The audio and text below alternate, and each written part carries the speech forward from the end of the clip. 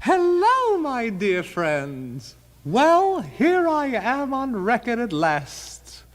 And it feels so wonderful to be here with you on my first album.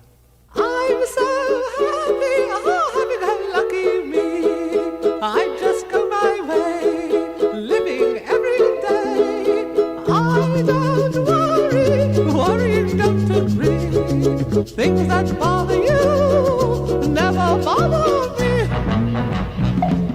Things that bother you never bother me. I feel happy and fine, ha-ha. Living in the sunlight, loving in the moonlight, having a wonderful time. Having got a lot, I don't need a lot. Coffee's only a dime. Living in the sunlight, loving in the moonlight, having a wonderful time.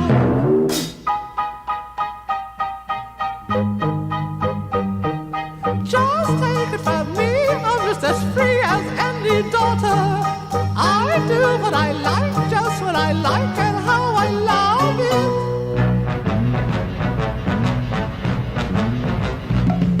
I'm right here to stay when I'm old and grey. I'll be right in my prime. Living in the sunlight, loving in the moonlight, having a wonderful time.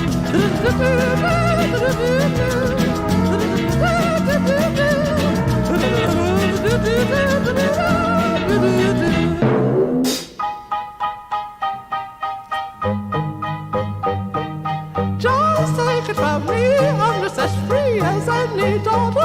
I do what I like, just what I like, and how I love it.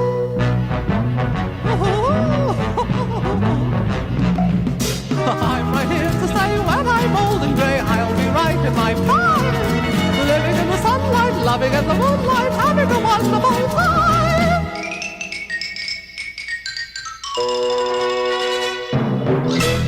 Oh, isn't this a lovely band? And what a thrill it is to have them play for me.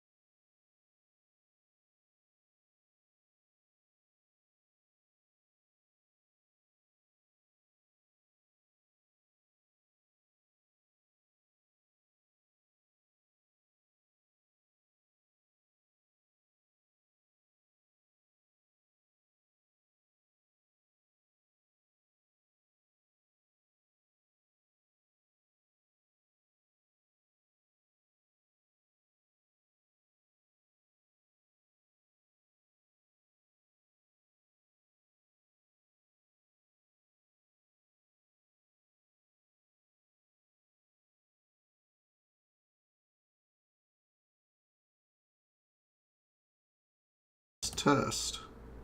Test 1, 2. Why the fuck was it not on the fucking mic? Let's see if that... I gotta deal with the delay. Oh, I mean, it's popping up on the bar now in OBS, so... Oh, test. It's getting fractal. Test 1, 2. Why the fuck was it not... Okay, so that was like a couple minutes there of me just talking to a blank screen. I'll give the real quick summary. I missed one stream because my sister was visiting, so that was deliberate. And then last week, I've been feeling sick for the last week. I went to a haunted house on the Friday before Halloween. I think I've got the symptoms of like a really bad cold, so I don't know if it's COVID. I didn't give myself any sort of actual like COVID test. I was mostly just trying to like exist and withstand this week. Tuesday was the worst for me. I legit felt like genuinely horrible. Genuinely fucking horrible on Tuesday.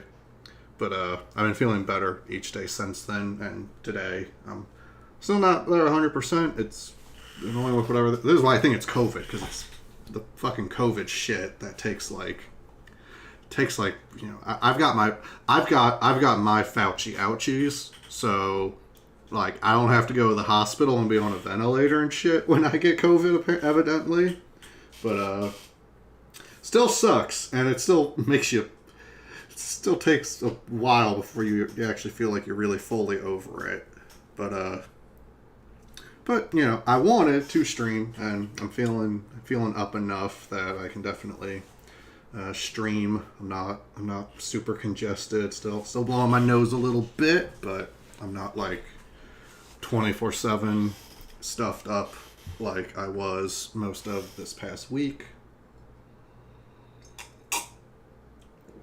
And you know, I'm Alex. I'm the Billionaire Buster. There's a Billionaire Buster stream. From the title, we're gonna watch a video by Perun. That'll be nice and long. We're just gonna sit here and watch it. I might have minimal commentary because I'm getting over sickness. So Perun's videos are good, and we're just gonna enjoy that. And then we'll. Oh, okay, cat. What is wrong with you?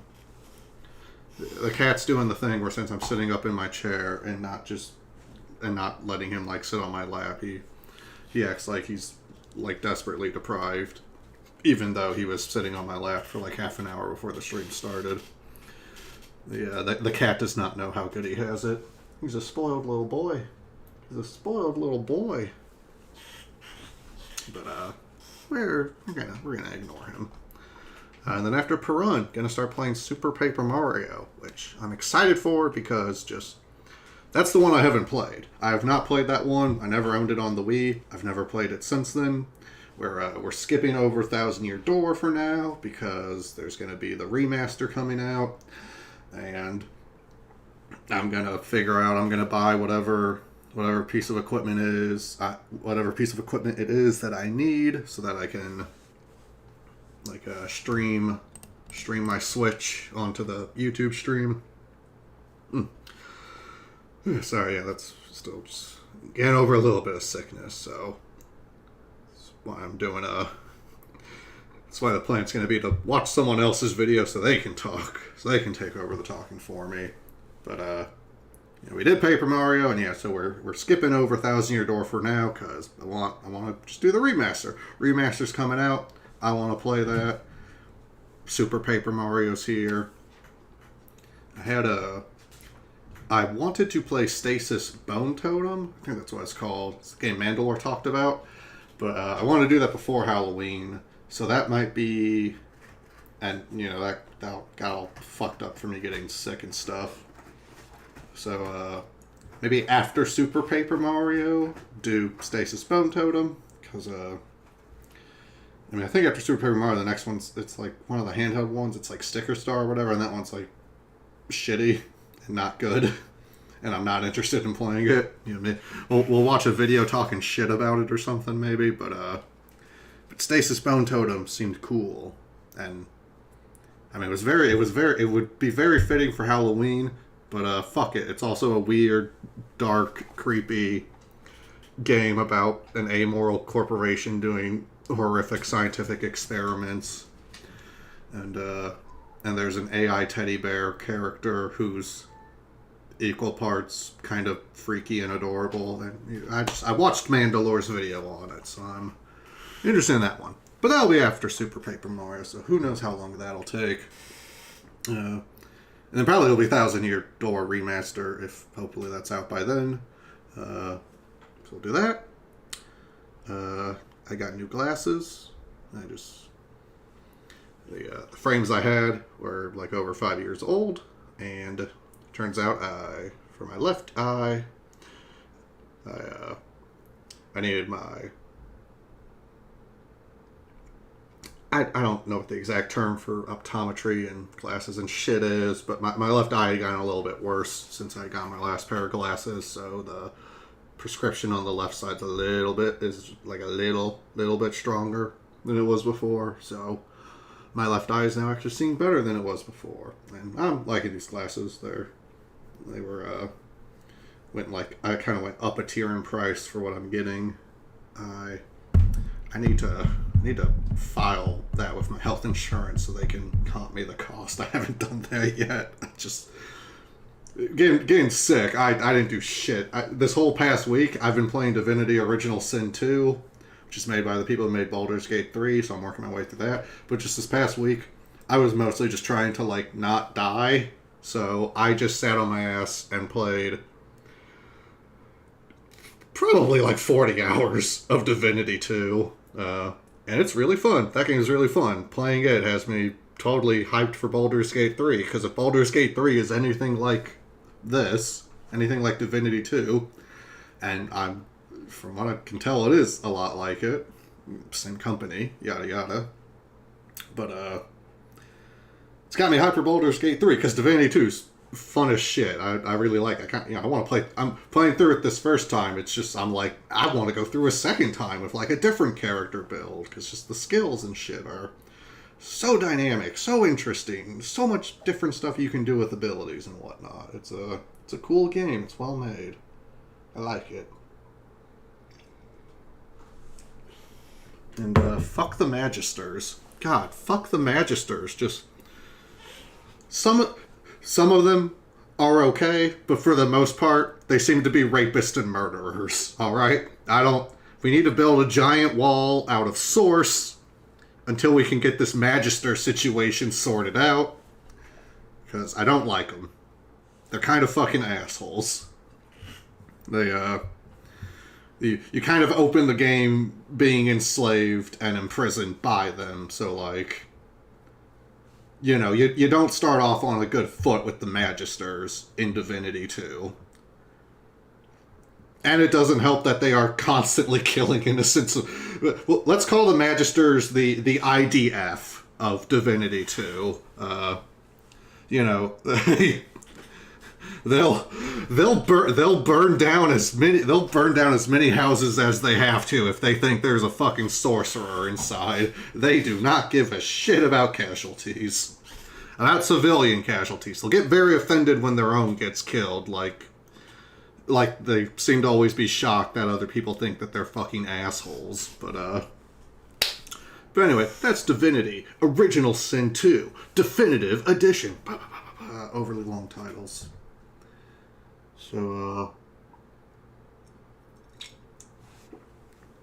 before we get to our Perun video, okay, wow, this one's really close. Let's kick off with a donation, because I realize I do the thing where I keep looking at... I'm looking at, my second screen, but, my webcam's there, so then when I look at my second screen, it's I see myself looking off to the side. I don't know. I'm a guy who's a streamer for fun.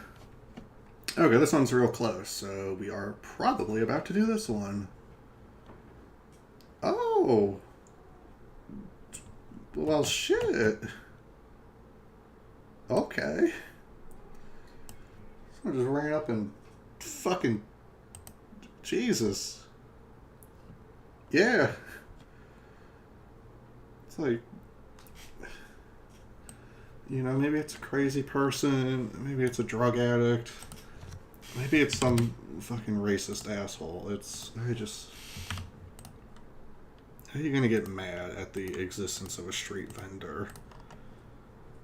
Like, you know, you can like buy the things they're selling. Like, you give them money and then they'll give you the things that they're selling. It's actually like it can actually be very, very fucking convenient sometimes.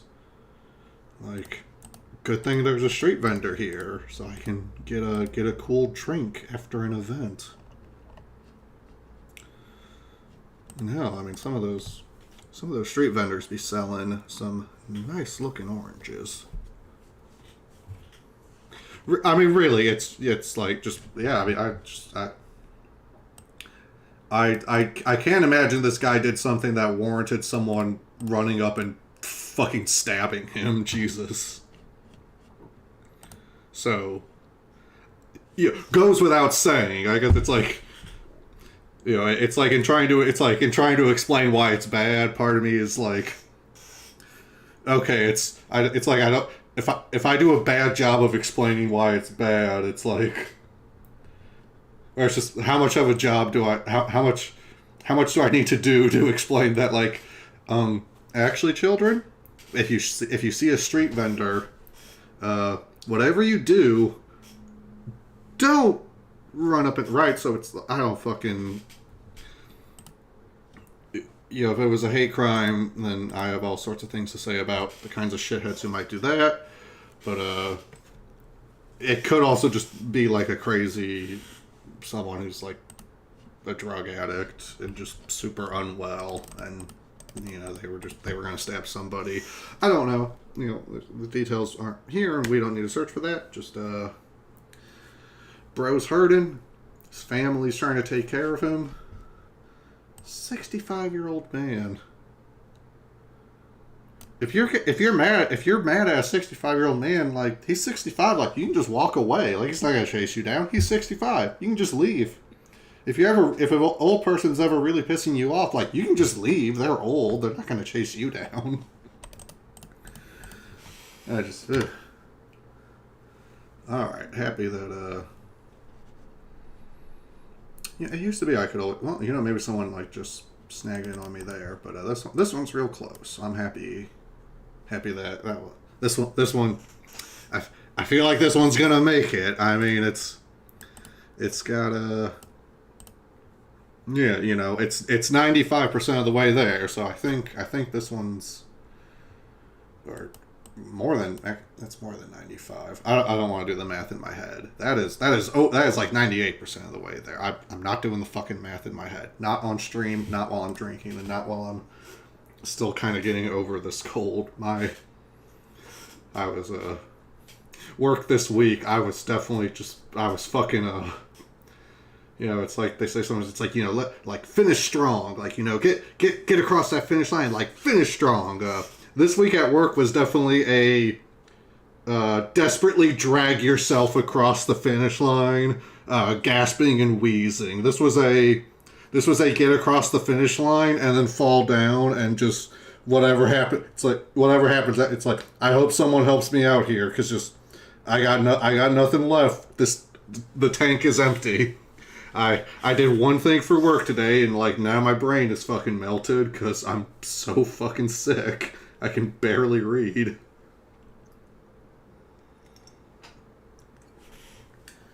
So it's just, you know, it wasn't even the fun, like, oh, I'm sick. It's like I wasn't really taking the time off from. Anyway,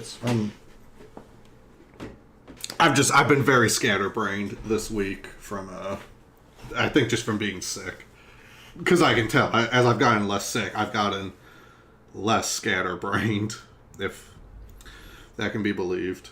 And I'm going to very quickly blow my nose, and I think this will just mute the mic, because I might as well mute the mic while I do that.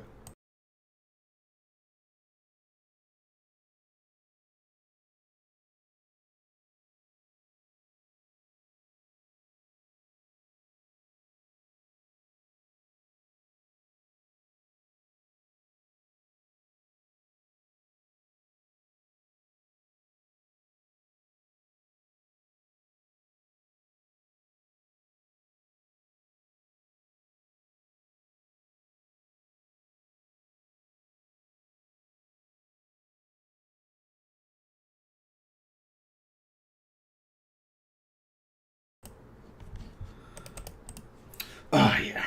Oh, yeah. Oh, Daddy's feeling fucking clean right now. No. No cocaine. I've never done cocaine. I don't think I've ever even seen cocaine. Never seen cocaine. Yeah, just never happened. Never happened. I don't. Fucking alcohol and weed. You know, it's one of those things where I just want to, because like just alcohol and weed are like this shit's plenty. Like when I be getting high, I be like the main thing I try to do is like to not get too high, because that's fun and all, but it's like, yo, you get too high, you just have to sit your ass down and like, all right, we're not gonna accomplish shit right now. And I can't imagine like needing like an even harder, because it's just like, I don't know. I guess it's just, I'm not going anywhere with this. This is stay in school, kids. Do your homework. Fucking don't ditch class until it's like the last month of the year. When it's the last month of the school year, you know, fine, I get it. That's when I would save my class ditching. Save it for the end of the school year. Go to the library sometimes. They got books there. They just got free books and shit. You can just sit and read. If it's a nice modern library, they probably got a bunch of fucking manga. So like you can just sit there. You can just go to the library and read Naruto. Like that's pretty fun. Maybe maybe there might be like some cute bitches your own age at the library. You try to talk them into like letting you like smash or something. Ooh. See what the fuck they're reading. You know, talk to people. Don't just sit at home online and be all sad all the time. And okay, enough of looking at a very pained senior. So, on to, boy, yeah, it's a great thing that I am a streamer. As yeah, I'm quoting One Punch Man. That's why I say I'm quoting just One Punch Man. That just like I'm a guy who's just a streamer for fun. Because boy howdy, I would not want to be if streaming was my income. You know, there's no excuse for being an XQC kind of guy, but like, you know, there's some stuff where just I understand. There's just some stuff where it's like, hey, you know, if you really hate like when YouTube thumbnails have the person making the like happy soy face, right? When just the YouTube thumbnail is them doing the, you know, I guarantee you 99% of the time when people make those thumbnails, they fucking hate making them too. They just do it because it works, and they need to do what works, or else they don't get to fucking eat. It's, you know, when you're a kid, you don't quite know it, but when you're an adult, you get those moments sometimes where it's just like, oh, I need to just do some shit. I need to do this shit because it's my job, and if I don't do this shit, then I'm not going to have any fucking money, and I don't want to die. I need to not die. So, I don't even know why but you know what? This video is 15 seconds, and I think I might know what the line is. I might be recognizing what this is. But let's go for it. It's only 15 seconds. He took off his ball. I knew. He did it to send a message. In his words, you'll never know true power until you've tasted the testicles of a man who's wronged you.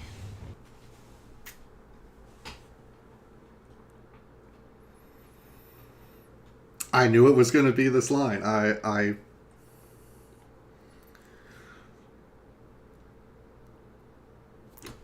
No, not okay.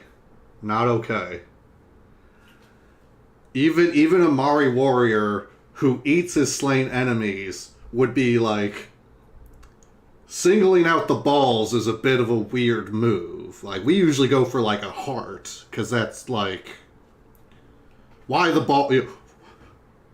Why the balls? Cutting off your enemy's balls, understandable.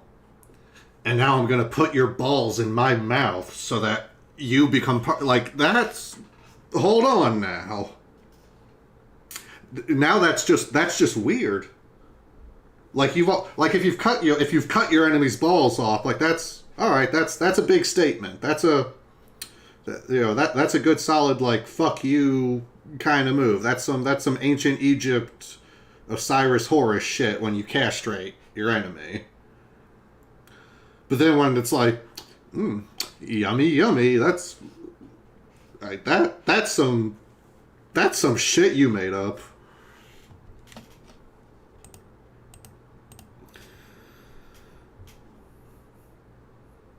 Okay, just I think I was just thinking in One Punch Man where it's Saitama's thing that he says, especially early on, that he's not a pro. I mean, at the beginning, because he's literally not in the Pro Hero Association. That he's just a hero for fun. It's a hobby for him. He's just a guy who likes helping people. So Perun, this channel is really good. I basically at some point I saw or heard about. I think I was reading something on the internet. Someone linked one of their videos. Maybe Vosh was talking about something, or it was something like that.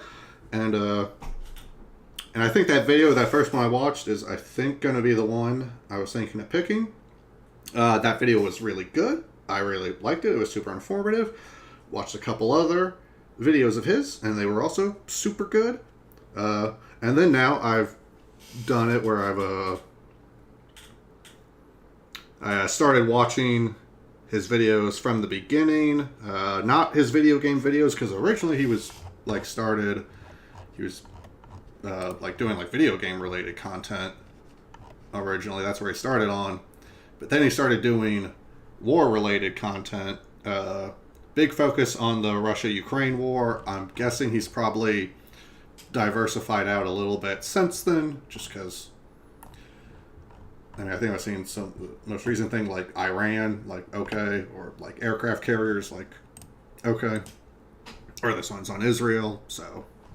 But a lot of his videos were looking at the imperialist Russian invasion of fucking Ukraine. I was gonna try to, and then I stopped myself, But this guy's videos, I'll just say because there's a blessing for me and my still semi-sick ass, because. Ooh, good content, we give we're on Perun's channel here, so full credit to him. He's the one who made this shit, so go sub to him. Oh, I am not sub to him, because I don't sub to very many people on my Billionaire Buster account, so I hope I am not taking anything away. Now I just remembered which quick thing we were gonna look up. But and we'll do that first as a little quickie thing. But Perun's videos, yeah, they're kind of just like PowerPoint, essay. They're kind of academic.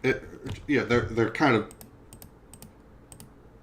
They're more like an educational lecture than ooh wow, if there was a scale where ContraPoint, right, say production value and video effects editing, visual flair, if ContraPoints is one end of the scale, Perun's pretty far on the opposite side of the scale, where Perun's stuff is very lecture-y, but it's really fucking good. I like video essays. I like good video essays, certainly. As someone who subscribed to Vosh, as we saw back in the summer when I watched Soul Bunny's video, a bad video essay is, it's like a bad anything else. They're, of course, they're not good when they're bad, but a good video essay is just just valuable. They're valuable and entertaining. worthwhile. Something people can be proud of.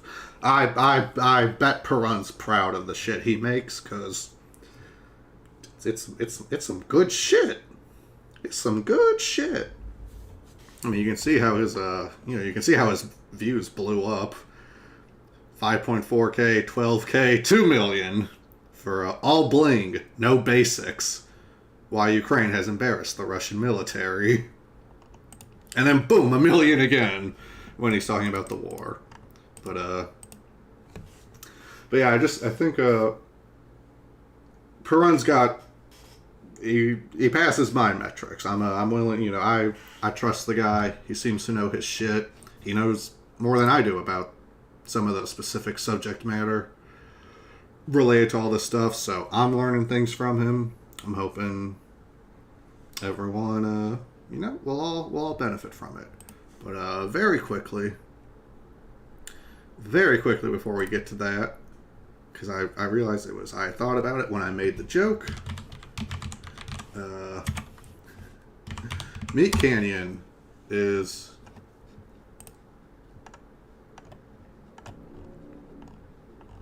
Where's the, yeah, I don't need XQC fucking reacts to it, just fucking,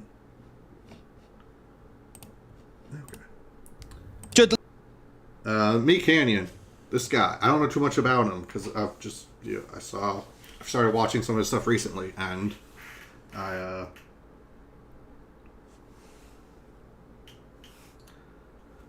I really like what I've seen from Meat Canyon. I like the style. It reminds me very much of the kind of over the top, crazy, gross, and just very like fast and tightly like kind of paced stuff that you would get from like in the classic Newgrounds days that you'd see from like Ego Raptor or from Oni.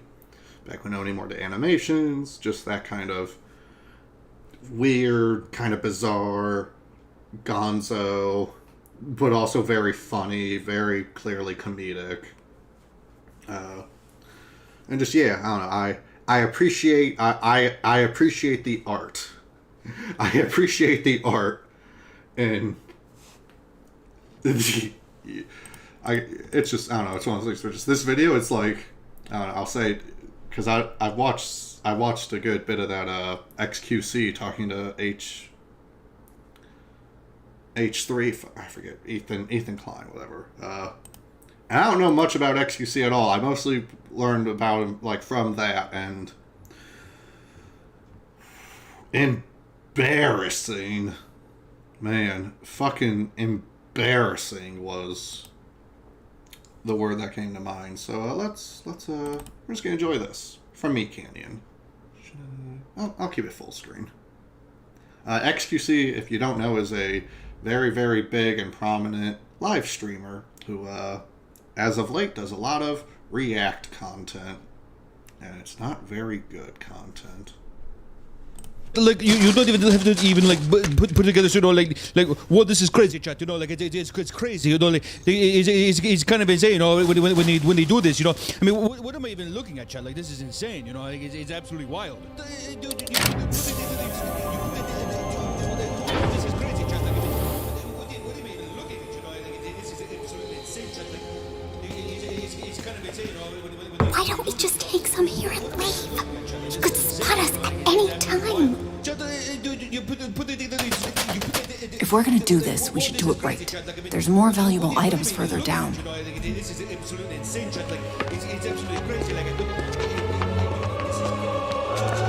There they are.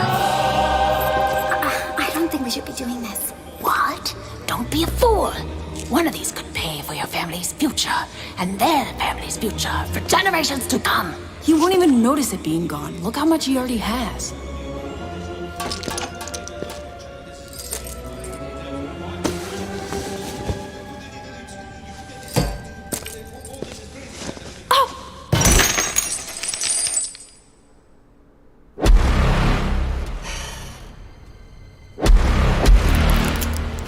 Oh no!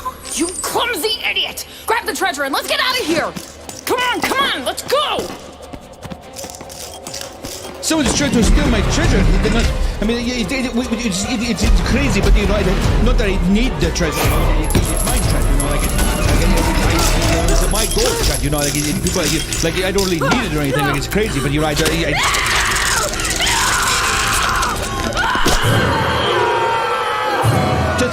I got reviews, chat. Like I need them for YouTube vlogs, chat. You know, because people who miss the streams, like you know what I mean, chat. Like it's crazy, chat. Like I have reviews now. You know, it's one of these things where it's mine now, chat. Like not that I really need them, chat, but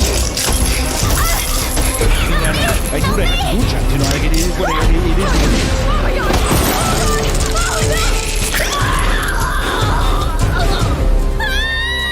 I know that there's one more person in here, chat. Like wow.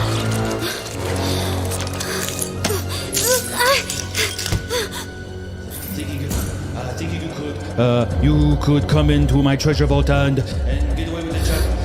Wow, that's great, chat. I know there's one more person in here.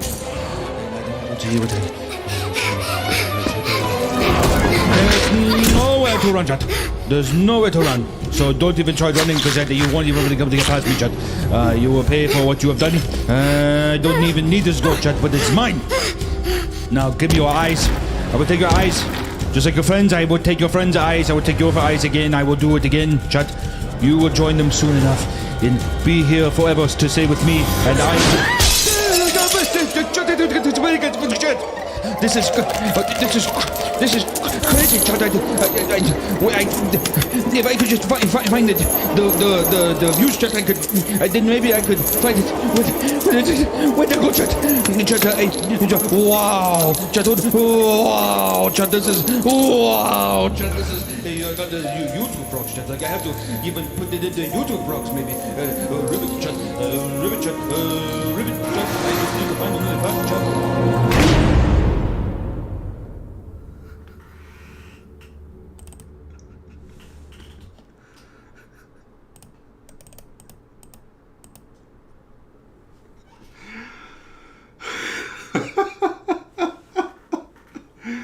Oh my god. Oh. Perfect. I have no notes. And so I think back on the slightly more super serial topic is I think this was the first video of Perun's I watched, so we're gonna do this one. We're doing lazy content, but I mean not that Perun's, you know, me doing this is the lazy side. Not Perun's content is very well researched, but it's a good video. So I've been wanting to watch it again. I think I actually watched back up to this point, so that was part of my motivation here too.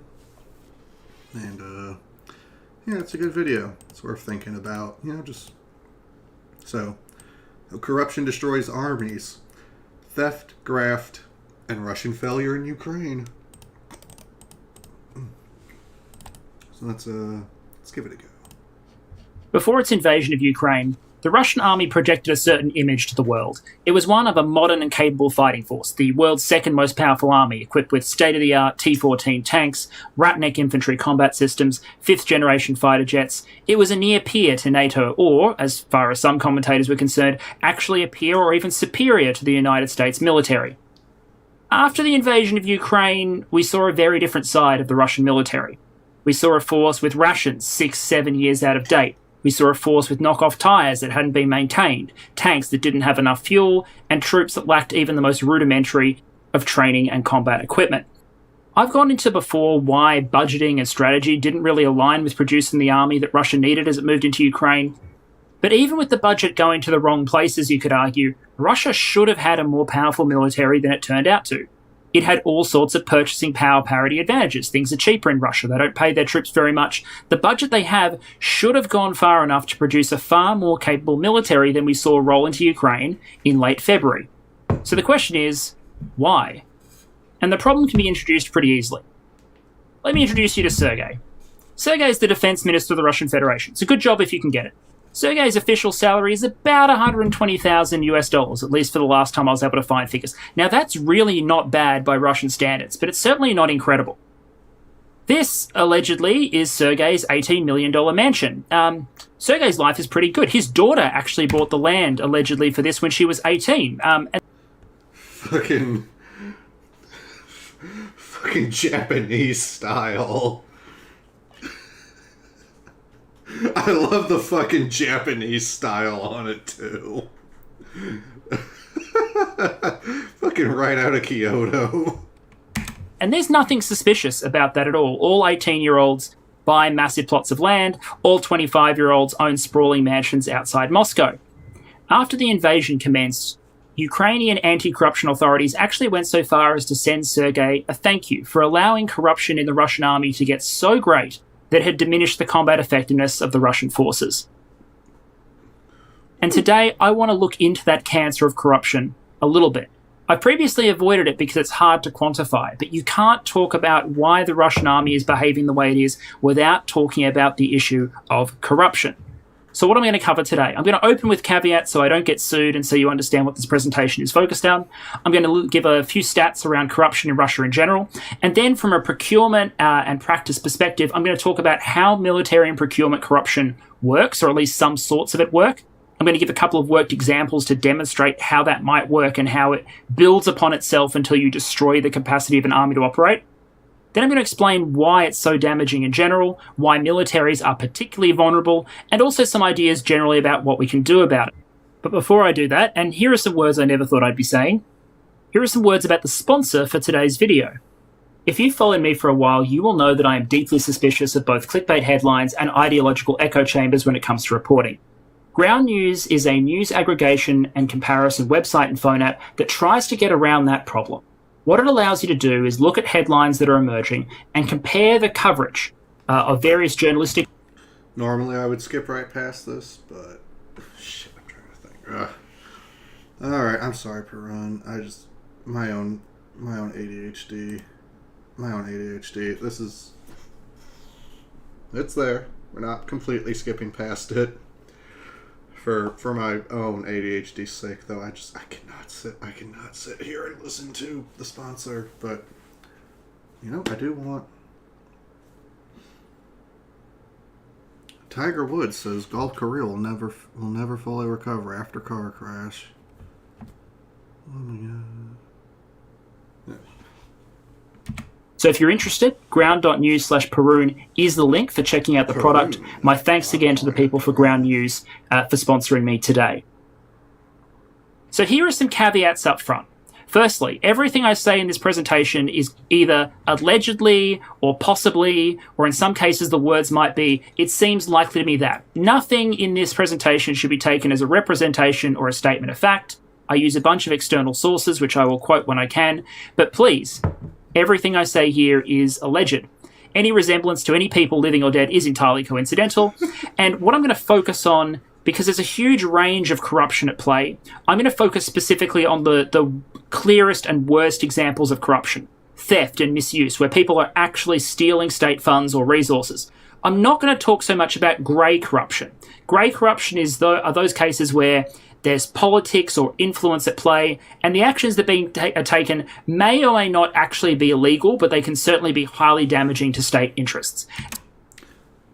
Just want to, because I'm here, I might as well try to add a little bit of that Billionaire Buster seasoning. But I'll say, for a YouTube video essay, as like a general standard, just something I've picked up in my life, that someone being willing to open with, like, what the limits are, or just, with reasonable limits, an acknowledgement of how that, like, the topic of corruption in a country's military is something that, like, it's going to be hard to have, like, exact hard figures, and, like, because, that's what corruption is. It's not... it's something that's done in secret. It's not, they don't publish papers on how much like corruption happened this quarter in the military. But just as a general video essay thing, it's something that I think is good. That like, I don't know. Some people, sometimes I wonder if it's like a neurotypical thing where they'll view some. You don't want to go too heavy on like disclaimers because at a point it can appear of like being unconfident or whatever. But with something like this, I mean, I think it's completely like. I just think what I want to say. I am not a professional streamer.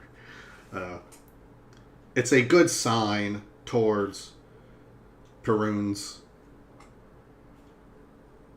honest intentions that he's up front, with these caveats on what he sees as the limitations and the level of assurance that he can give with what he's saying. It's a good sign. It's a very good sign. It is literally, it's a sign of honesty that he's not coming out with like, and I'm going to give you the real truth and facts that the mainstream media, he comes out with like, this is my understanding.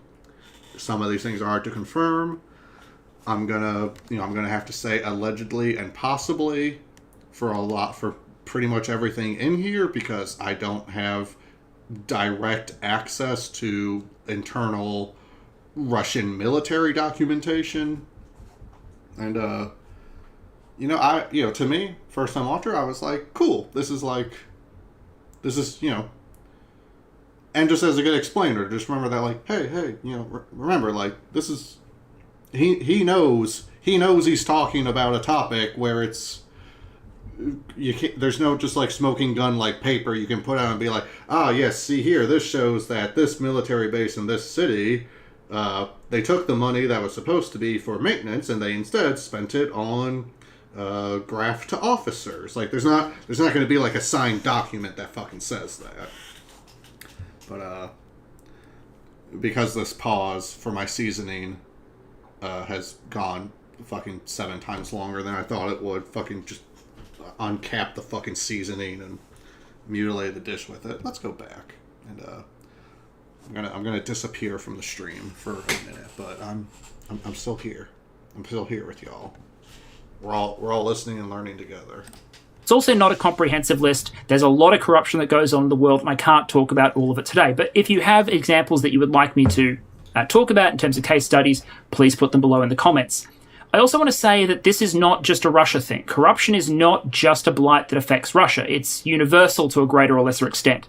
I'm focusing on Russia today because that's the topic of the presentation, and Russia is the nation that invaded Ukraine. I'm not claiming specifically that, for example, Ukraine has no corruption. Corruption in Ukraine is not zero, but it's its own case study and the subject potentially for another presentation. I'd also say that this is not a detailed study on how to corrupt a military procurement process. It's not a how-to guide. So please don't take it as such. Okay, so just to give a sense of scale to everything that we're about to talk about, let's give an idea of corruption in the Russian military in general. The reason I didn't talk about this too much when I did the original All Bling No Basics is because it's really hard to quantify. This may surprise you, but criminals aren't, quick to disclose exactly how much money they steal or misappropriate in a given year. I know it's really inconsiderate of them. So there's a couple of ways we can look at this. You could, for example, look at the number of anti-corruption cases, but that could be either more or less corruption, or it could be more or less effective enforcement. We could look at transparency.org's rating that puts Russia 136th out of 180 countries when it comes to corruption, with 180 being the worst and 1 being the best. But again, some people in Russia might object to using international observers for rating corruption perception. So I'm going to use some Russian sources here to provide some headline numbers, including Russian sources, namely the former president, Dmitry Medvedev, and Russian military prosecutors, both of whom are on record as suggesting that in their relevant times in office, about 20% of the defense budget was disclosed as being stolen every year. Medvedev suggested similar scales of corruption across the military and other state institutions. The papers in academia suggest that the level of corruption varies. The resource sector is extremely corrupt, others don't have quite the same level of theft. Anecdotally, based on the evidence I've been able to gather and from academia, corruption now in the Russian army is certainly not as bad as it was in the 1990s, where people were literally stealing everything that wasn't nailed down to ship it to Liberia, like some real Lord of War stuff. But it is still broad, egregious, and omnipresent when it comes to Russian military procurement and sustainment. But if you're trying to understand how damaging corruption can be to an army and how damaging it's specifically been to the Russian army, you need to go well beyond that 20% figure. You need to understand how corruption manifests and why it can be so damaging. So we're going to look at corruption at sort of 5 key levels of the military organization.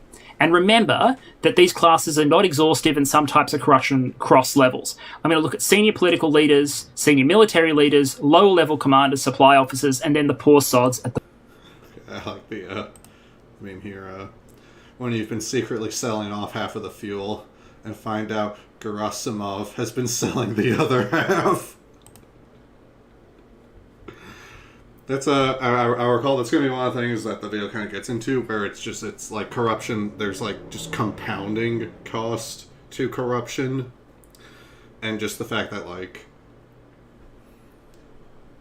I just, as very quickly, as like the example that comes up is that someone might steal, $10,000 worth of fuel from a tank, but then, but that tank is worth $10 million, and now you have a $10 million tank that can't move because someone took $10,000 worth of fuel out of it. So there's like a massive like cost inefficiency in how destructive corruption is. That just it's kind of inherently, however much is being stolen, the actual like monetary loss or damage that causes to the organization is many times multiplied beyond just what the actual theft is. It's how everything else then gets affected and like compounding failures and issues. Because then it's like, okay, now, since the tank can't move, now, like, the divisions that, the infantry divisions that were going to be escorting that tank are having problems, and now people are getting killed who might not have been getting, and it's like, it's just like it's like a fractal fuck up. It's a fucking rabbit hole of fuck-uppery that the corruption causes. I'll let him get to that. The bottom of the totem pole. What does each of them do in order to undermine the efficacy of the overall organization? Because when you're in an environment like the Russian military, corruption really is fun for the whole family. And no matter how far you are down the totem pole, there's always going to be opportunities to make a quick buck. So let's start by talking about the senior political leadership, the Sergeys of the world. The Sergeys of the world control a number of elements in the defense appropriation procurement sustainment cycle. They control senior appointments, so who gets specific plum positions in the military. What happens in terms of budgeting, top-level procurement decisions. These are often made at the highest levels of government and can decide who does or doesn't make a fortune. So, since they have that sort of power, here there be procurement and budgeting scandals aplenty. And these can take a variety of forms. You can give contracts to connected companies in exchange for kickbacks. You can accept grossly overstated prices on your contracts in order to help a friend make a profit. You can appoint allies to key positions, or you can sell positions for a profit. You can direct budgets towards particular special interests. So if you have some mates that produce a particular sort of hardware, well, you can decide that what the Russian army really needs is not modernized drones or tanks. It really needs those gold-plated toilet seats that your mate manufactures. That's where the money should be going. These are the sort of things that you can do at the highest levels. And as a result, you're probably getting a yacht and a mansion for your trouble. So to give an example of this, it really being about who you know at the upper levels of the Russian government. So there was a series of contracts given for managing military bases, essentially, in Russia, worth about $400 million US at the time.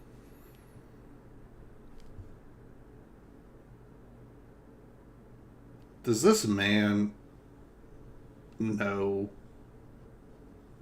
that he looks the way he does? Because just like...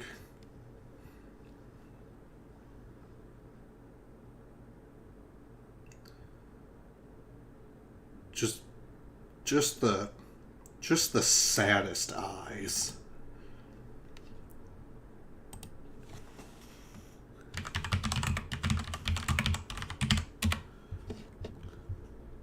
Just bro's got eyes like fucking Lurch. Bro's looking like fucking Lurch over there. Even the guy who played Lurch didn't look that bad as just...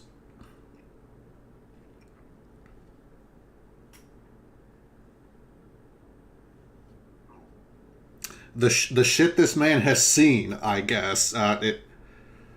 This man just looks like he can't be happy. I am smiling. Like, that's... Jeez, just... Time, which is a significant amount of money on a country that has about a $60 billion defense budget. Now, the companies that won this, you'd expect them to be reputable, experienced, to have a long history of bidding, except they were pretty much all registered like a month before they bid. All the former CEOs were basically former police officers and Siloviki, so former members of the security state. In total, there were something like 28 shell companies involved, and the common factor between all of them is that they were linked to this guy here, Prigozhin. Prigozhin is an entrepreneurial Russian oligarch with close links to Vladimir Putin. He maintains a very diverse portfolio, as you should as a rich person. So, for example, he owns both restaurants and mercenary groups. He's linked to Wagner Group, for example, who have been involved in Syria, in Africa, and now in Ukraine. Interestingly, these companies, which are obviously very legitimate and not linked to each other at all, many of them seem to access the bidding system for the contracts from the same IP address, from a location used by a company that was owned by Prigozhin's mother. I don't know why they did that. That does seem a little bit suspicious. Anyway, these companies... Hey, turning on the VPN is really hard, guys. Turning on the VPN takes a lot of effort. You gotta give Nord like $15 a month for that VPN, okay? That had been registered by people who have never won a contract like this in the past, all from the same location, all linked to the same guy who happened to be very close to Vladimir Putin. They won the contract. Authorities did look at it. They found that clearly this was a breach of all the rules around bidding, and then they promptly did nothing. See, because you gotta remember that I'm blocking it a little bit, but Vladimir Putin is right. You know, here's the real authority. Here's the authority's authority, and he looked into it, and I'm sure he thought it was just peachy. So, because that's what happens when you're really good mates with Vladimir Putin. Then we move down the chain. Let's call this guy, in this scenario, you're now General Oligarchov, okay? You're not at the absolute top of the totem pole, but you control some of the higher level functions in the military. So there's some great opportunities available to you for corruption. You don't control the top level budget, but you've still got serious opportunities. You can issue fictitious contracts to companies to supply your troops, wherein you basically pay out funds for services that are never provided, and those funds get pocketed. You can misuse your troops and use them as labor. They don't need to be training. They can go build mansions instead. You can divert funds that are meant for military goods right back into your own pocket, or those to pockets of those close to you. You can sell positions and postings just like the top-ranked guys do. You can basically channel that old British tradition of the good old days where you used to be able to buy officers' commissions in the British Army. Now, that went out of fashion in the 1800s, but, you know, in Russia, it might be alive and well. And, of course, you can exercise considerable influence over procurement decisions. If you're the senior officer on a particular military project, for example, you're in a position to make or break a company's attempts to bid for a large contract, and that can come with some significant kickbacks. A yacht's probably not in your future. You're probably not going to go that far, but you can do significantly better than your salary, which is not great by any stretch. It's decent by Russian standards, but it's not going to exactly pay for the mansion and yacht lifestyle. So a good example here of corruption at this sort of level, let's talk about the story of the Pyotr Veliki, the Peter the Great. The Peter the Great is the largest surface combatant warship in active service in the world. She is a monster. She is a nuclear-powered, the term often used is battlecruiser, but she is a platform for carrying large numbers of missiles that was designed to stand off from United States carrier battle groups, launch a bunch of missiles at them, and also... That does actually look really big, so real quickly, let's give it the PYO... Jeez, how the fuck... PYO... TR...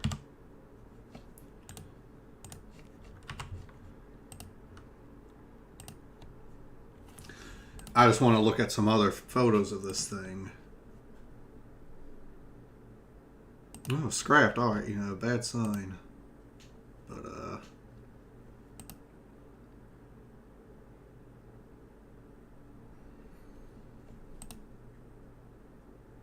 man, that looks fucking huge. Jeez.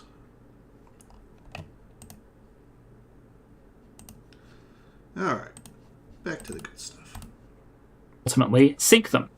Now, my source for this particular story is a paper by Baliakova and Perlo Freeman. I'll link that in the description. But basically, in 2010, the Ministry of Defense ordered certain repairs be done to the Piotr Veliki. Zvezdochka won the contract. Now, Zvezdochka is a reputable shipyard, so it makes sense. It was $11.7 million in repairs. But people got suspicious, and there were initial investigations into the contract which revealed really the price should have been about $8.6 million, and the balance of the contract was stolen. That's a nice, clean $2.9 million scam. But they dug deeper and it got worse. So, first of all, it turned out the works were never done. They were paid for, but there were no actual works done to the Peter the Great. Nor did the ship actually need any repairs in the first place, which is where having senior officers in command of fleet elements and ships have to collude with those who control the companies in question. I get it's like none of the repairs were performed. Like, how horrible. It's like, also the ship didn't need any repairs. Like, it's like, on a surface level, I guess that's better, but then it's the thing I was saying where it's just the, the rabbit hole of corruption where if it didn't actually need repairs, but it still got scheduled and, the money got appropriated for the millions of dollars of repairs, it's like, that's like that's another fucking, behind the silver lining of, it didn't need repairs, there's the other thundercloud of like, so why the fuck was it being assigned to be repaired if it didn't even need the fucking repairs? And then the repair money all got stolen. And then it got worse. So this Zvezdochka wasn't the real Zvezdochka. It was another company named the same thing that was also in the shipyard business, but it wasn't the well-known yard, and it wasn't qualified to work on ships with nuclear reactors on them. Right, that's worse, that company, it turns out, had won a bunch of contracts to repair, in inverted commas, nuclear submarines over the past several years, and it was filled to the brim with employees who just happened to be relatives of the company's director. Wow, okay, so that's a good one. The director got 8 years in prison and a $30,000 fine.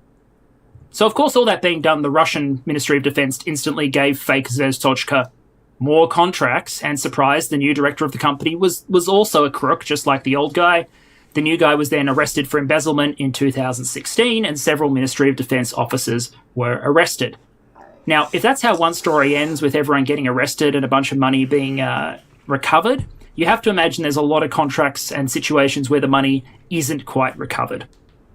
But let's just say you haven't quite made it to the top of your career yet. You're in the middle. You're a lower level commander, so you control a military unit, and you need to make that turn a profit for you. I'm going to call you Colonel Kleptovsky for the purpose of this example. So you're... Russian officer hired out troops for slave labor. Fined him €1,200 and barred him from command for 3 years.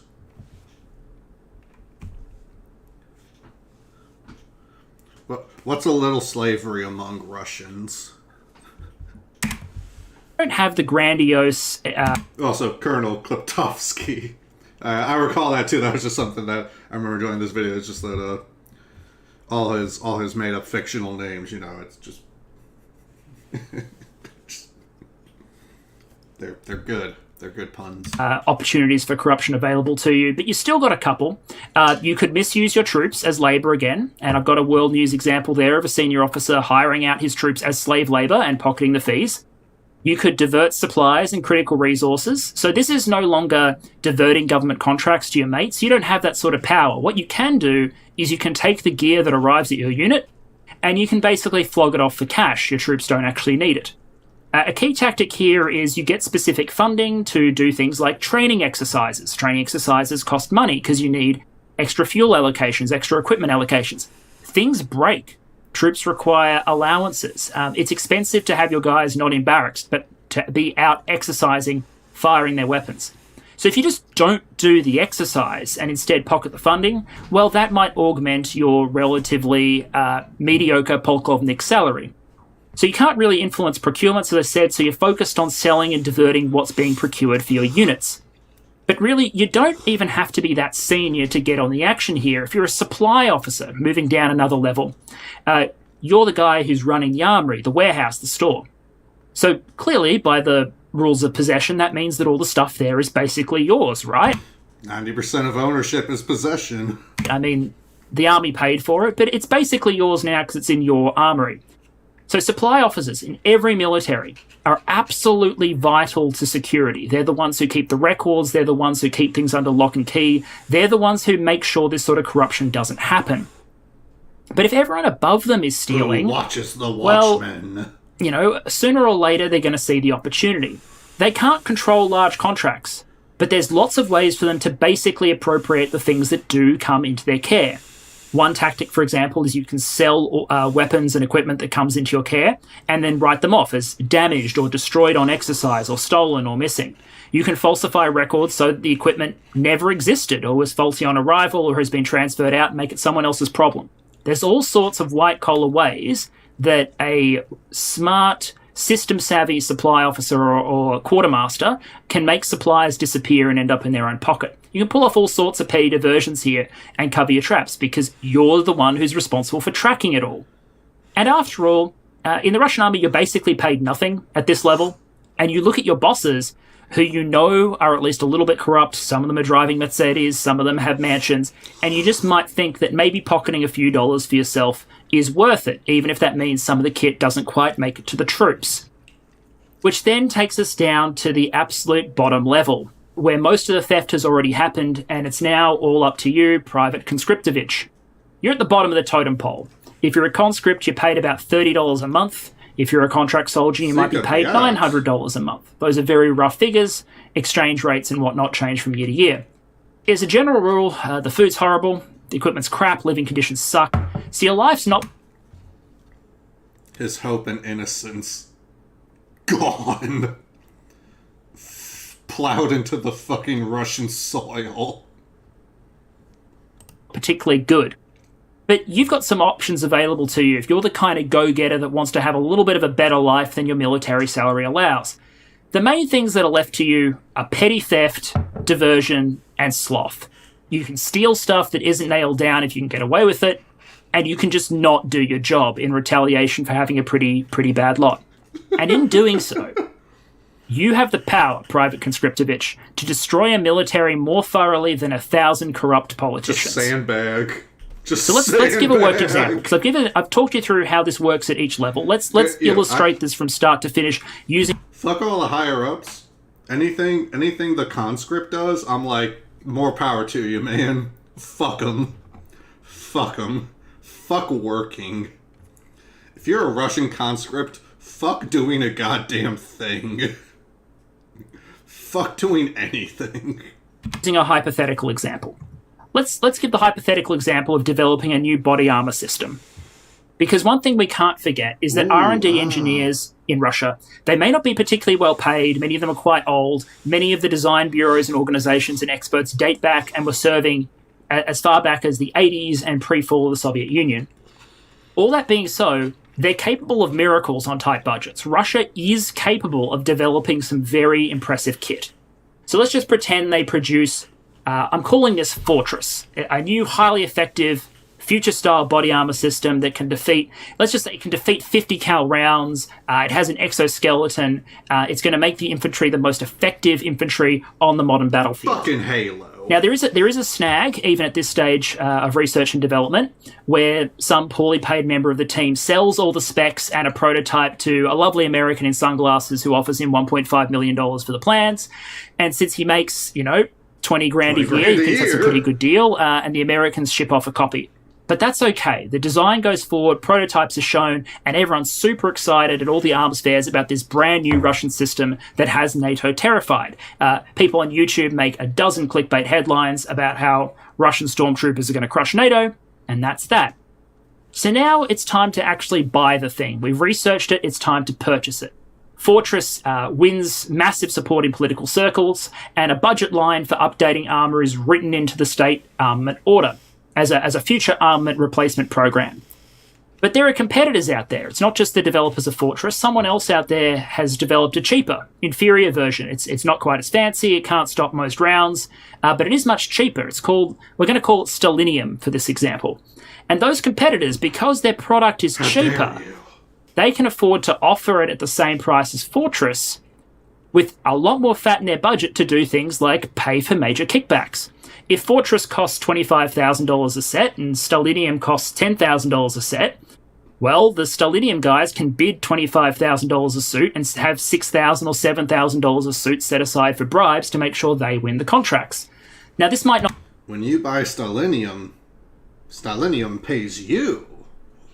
Oh, this is unique. This is not like how they do in capitalist USA. Not be direct bribes. It might be that the contracts go to people in whom the higher-ups have shareholdings or their family are linked to. Just has to be some way to pass an economic benefit to them. It's not just cash changing hands in black paper bags. So suffice to say, the higher-ups look at this situation. They can buy the Stormtrooper armor Fortress for $25k, or they can buy the okay functional like modern tier armor for $25k, and they can get a yacht out of it. So of course Stellinium goes into production. Too bad.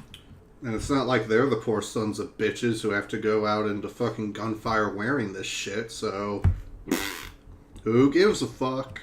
At Fortress. Not any of them. Then, the decision having been made to purchase it, it goes into production and ordering. It's time for units to start equipping with Stellinium. It's time for the factories to start turning it out. But here's the question for the unit commanders. Why should they not profit if all the higher-ups are getting $6,000, $7,000 in their pocket per unit in exchange for producing the inferior product in the first place? I mean... What about my $500? Some of these officers will have actually paid bribes to secure their posts, so they have to turn a profit somehow. So there's lots of options here to cut deals and divert funds. Maybe they can make an agreement with the manufacturer where... I had become a Russian lieutenant to make friends. Wherein, instead of paying the manufacturer $25k, they pay the manufacturer $15k, but they don't actually get an armor suit in response. They just get nothing. They pay the $15k for the manufacturer to be quiet. They pocket the $10,000. There's hundreds of ways that you can configure this sort of corruption, but the point is, the armor never actually makes it to the units, but the money still gets spent, and some of that money goes straight into the unit commanders' pockets. Now, the unit commanders can't send their troops out naked. That's not really a good option. So the generals and colonels are like, you know, we have a bunch of perfectly serviceable Cold War tech still in storage. Let's just say you still have a whole bunch of Cold War stuff. I'm going to call it Shitbox 1980. So you've got a bunch of Shitbox 1980 in storage, and you're like... The 6000 SUX. The Shitbox 1980.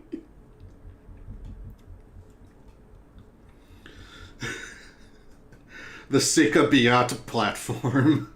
Like, well, we're just going to give that to the troops instead. It's perfectly fine. It's not like we're going to go to war with anyone or anything. So, you know, let's just issue that and everyone makes their money.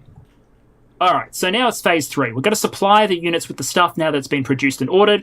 And the troops hear the news that they're getting Shitbox 1980, and Shitbox 1980 starts arriving at the supply bases. Now, if you're an enterprising supplier...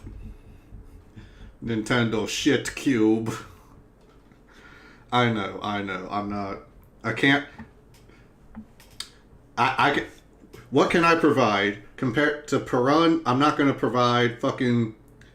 You know, my own high-level military procurement and fucking military corruption analysis points. I'm here for literal retard references. That's how we do. That's how we bust on the billionaires. All right. Never leave a tool on the ground. Officer, you see an opportunity at this point. The plates in the front of that plate carrier. Those things go for $1,000 on the open market. We learn. So, of course, as the Shipbox 1980 units start arriving from deep storage at the units, the supply officers remove all the plates from the plate carriers and start flogging them on eBay or something. Maybe they replace them with sheet metal, or maybe they replace them with nothing at all, but they sell the actual good stuff. Supply officers look around because they, can't give the troops nothing. People get suspicious, and they see they've got some old crap, jackets, t-shirts, whatever. And, if it's good enough for the catechins from Warhammer 40k, then, the dumb grunts won't even know the difference. After all, tell Nyashka, those striped shirts, those are basically bulletproof, right? They didn't need armor plates. So the troops get issued brand new 30. If you believe, it's like Tank Top Master and One Punch Man. Like if you believe and internalize the power of the tank top, then there is nothing the tank top cannot protect you from. Your old t-shirts instead of state-of-the-art body armor, which gets you down to Phase 4, the unit level. Here you are, a poor frontoviki in the Russian army, and you've just received your set of Shipbox 1980, and there's either the sheet metal in it, or there's no plate in the plate carrier. It's not very good. It sucks to be you, Private Conscriptovich. Now, you very much would like to have some armor because you think you might be going to war. You'd like to have something that can at least stop a frickin' musket ball. So you need to find the cash for something better out of your own pocket, basically. And while you're at it, a few extra rubles for food and a good time, some vodka, wouldn't really go astray, especially if you're a conscript and you're trying to make do on $30 a month. That's a tough gig. And after all, your leaders are all criminals. They're all stealing everything. You know you were meant to get fancy armor. $30 a month is $1 a day. Fuck. And instead, the supply officer's saying, nah, mate, it's t-shirts and jackets. That's what we've got. So you start, let's just say, embracing your But are the striped shirts tactical, at least? Are the striped shirts black? Are they at least black? That means they're tactical. Entrepreneurial side. And the best thing you can do here is you can steal everything that isn't nailed down. At an extreme example, if you're working in a reserve equipment depot, maybe you start pulling the optics and the wiring out of the old tanks and flogging it. I mean, you can get $1,000 for the copper that you rip out of a T-72 in storage. Awesome. Probably get something for the optics, sell a couple of things for scrap metal. You can probably make ends meet a lot better than you can on just your salary. And then so far as your work goes, why would you work hard? Everyone's treating you like crap. So why would you do preventive maintenance on your vehicles? It's cold out there. It's -5 degrees. Why are you going to go out and exercise the 300 vehicles in your part of the park that are assigned to you? No, you're going to sit inside and you're going to dutifully sign the bit of paper that says that you went out and did preventative maintenance on all of them. And while you sit warm inside, thinking yourself a genius for having screwed over the boss, those vehicles will suffer from decay and become practically useless over Karl Marx approves. time. Which leads us to Phase 5, where the rubber hits the road.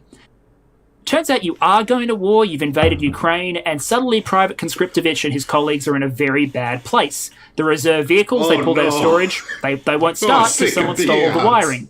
The ammo's ancient, someone stole the diesel, which means you're running out of fuel halfway into your planned advance.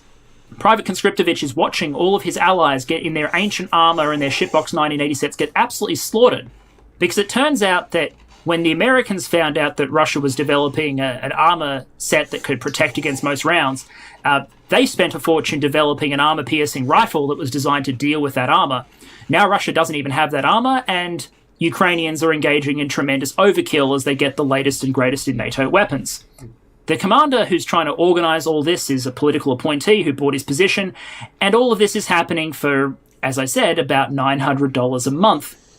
So when you get to this point, where nothing's working, where the invasion's a shit show, where your commander is an idiot, is it that surprising that the response of Private Conscriptovich and many of his friends is to basically say, nope, start looting a few homes, grab a washing machine, put it in the post and try and send it home so the family can flog it?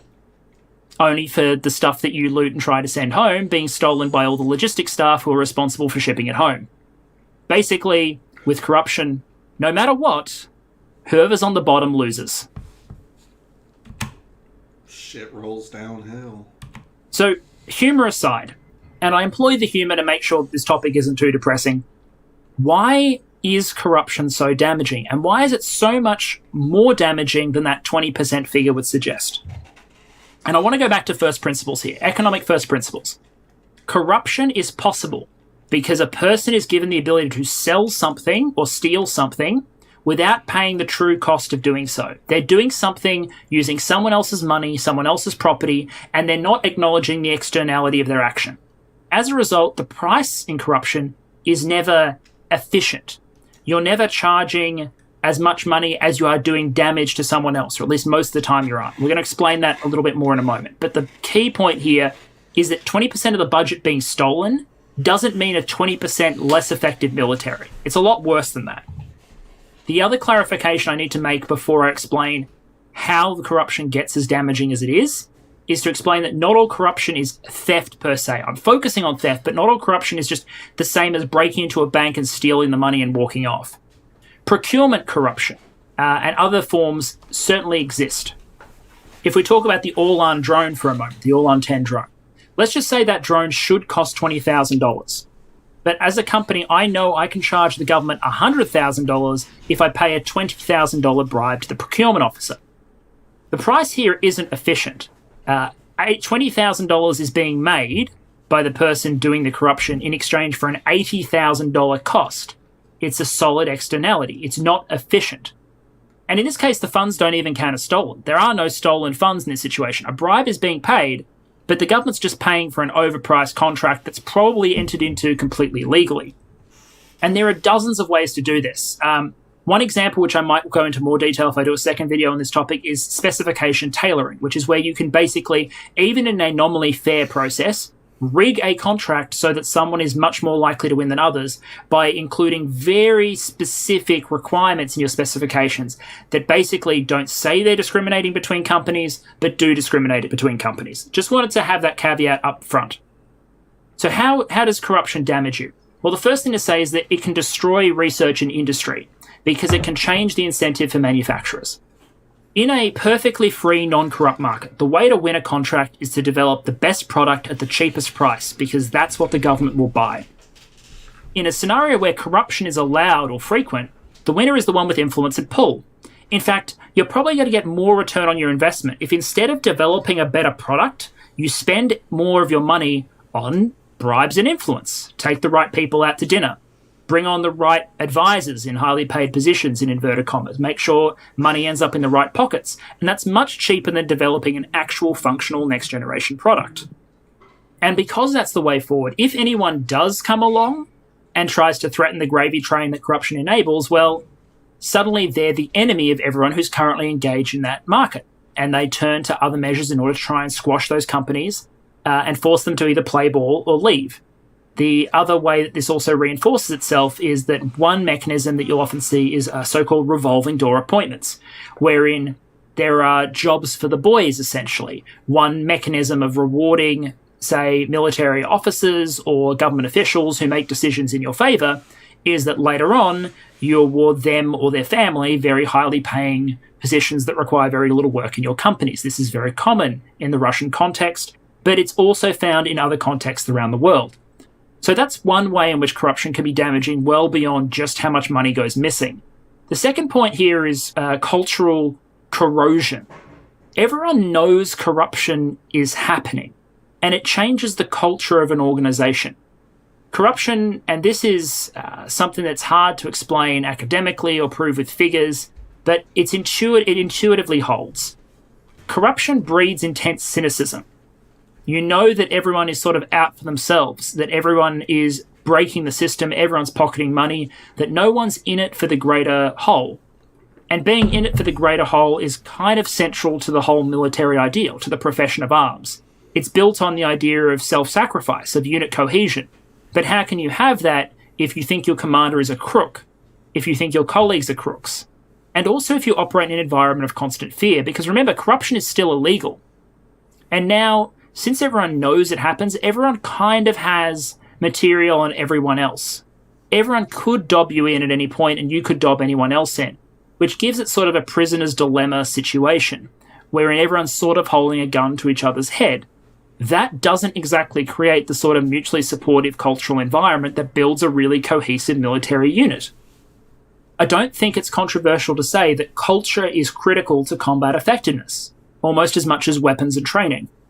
And the sort of culture you get out of corruption, well, it's not the combat effective kind.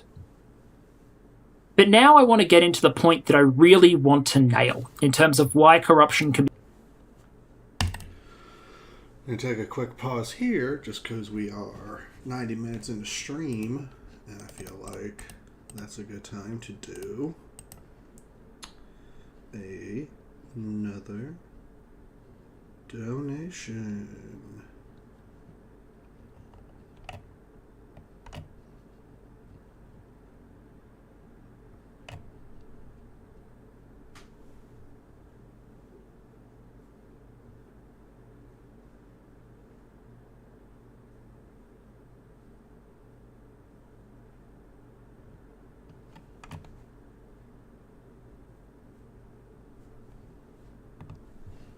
Ooh, Gaza related.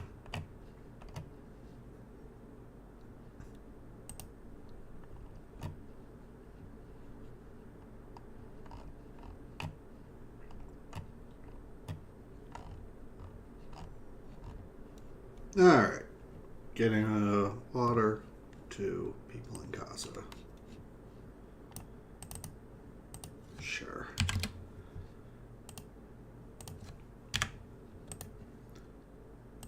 Let's get that filled out.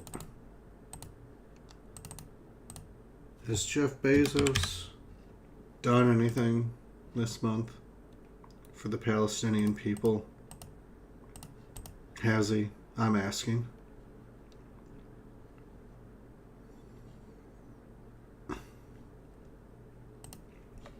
I don't think he has.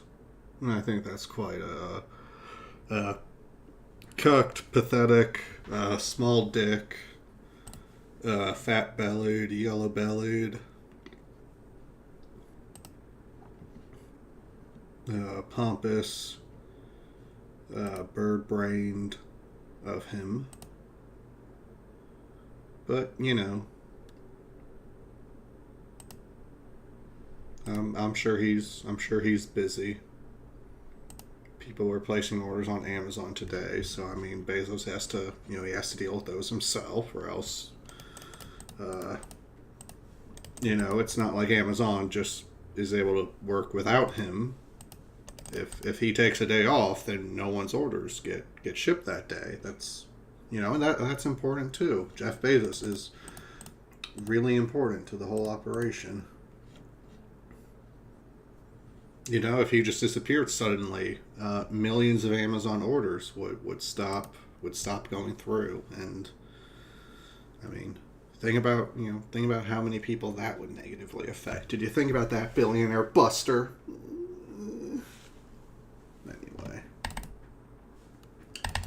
Anyway, I am because I've been sick the past week, I have not drank at all. So the fact that I'm actually drinking today is I'm just like, we're gonna take back the White House. Okay, there's me actually showing up on one, and yeah, I feel like all the children, all the minors in.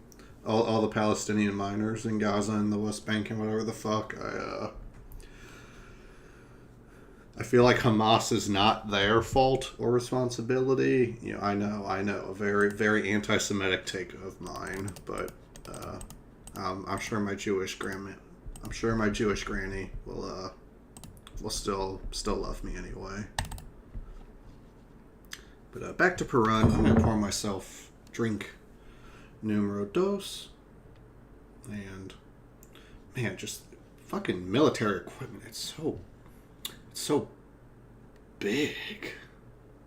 Wow. But I mean, really, look how fucking God, it's so fucking big. It's human for scale. Fucking Jesus. be so damaging and why corruption specifically screwed the Russian military in the Ukrainian invasion, or at least it seems to.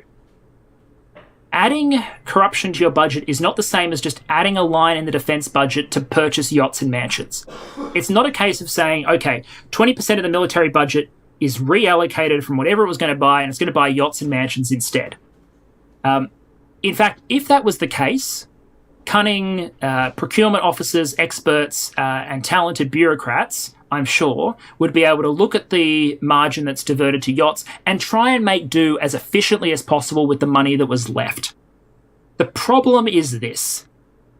The benefit of a particular piece of corruption, the value a person manages to steal in inverted commas, is often far less than the actual cost imposed on the organisation. So let's just say a private strips down a reserve vehicle of its copper. A $2 million modernised T-72 gets stripped of its copper and its optics, and those get flogged for a couple of $1,000s. So maybe $5,000, $6,000 has been stolen from the military budget, but in exchange, $2 million of damage has been done because that vehicle is now useless. If you sell a few $100 worth of diesel, again, your vehicle is useless. Your unit is combat ineffective. If you appoint a politically connected idiot in exchange for a $10,000 bribe, then the unit he is leading is not combat effective because he's an idiot. A little bit of corruption ends up with you putting knockoff tires on your $25 million anti-aircraft system, while your $25 million anti-aircraft system bogs down in Ukraine and gets torched by a bunch of babushkas with Molotov cocktails. And if you're a private simply not doing your job, if you don't do your job in terms of maintenance or looking after kit, that might only cost the state nominally, say $30, your salary. You're just not doing your job. It's $30 stolen. But the number of vehicles and the decrease in combat effectiveness that has been damaged by you not doing your job is immensely greater. So it's almost the case that the lower the level of corruption, the more likely you are to have this multiplier. Because it's really simple to do kickbacks at the contract level, and the government also kind of knows. Like, it still knows, even in corrupt contracts, you know what you're paying for the corrupt contract. You're not getting value for money, but at least you can plan around the fact that the drone costs $100,000. Even if it should cost $20, you can plan your budget around the fact that it costs $100,000. It's hard to plan your budget around the fact that half the vehicles in deep storage have been looted for parts and scrap metal. That's a little harder to run a contingency around. And that leads into this point about how corruption is distributed. Corruption isn't efficiently distributed. As I said, it's not like you just have a line in the budget and then the government gets to take the 80% that's left and put it where it efficiently is left over. It gets stolen from wherever people could steal it. And it can introduce points of failure into very intricate systems for very low amounts of money. Military hardware, military units, military operations are extremely intricate machines.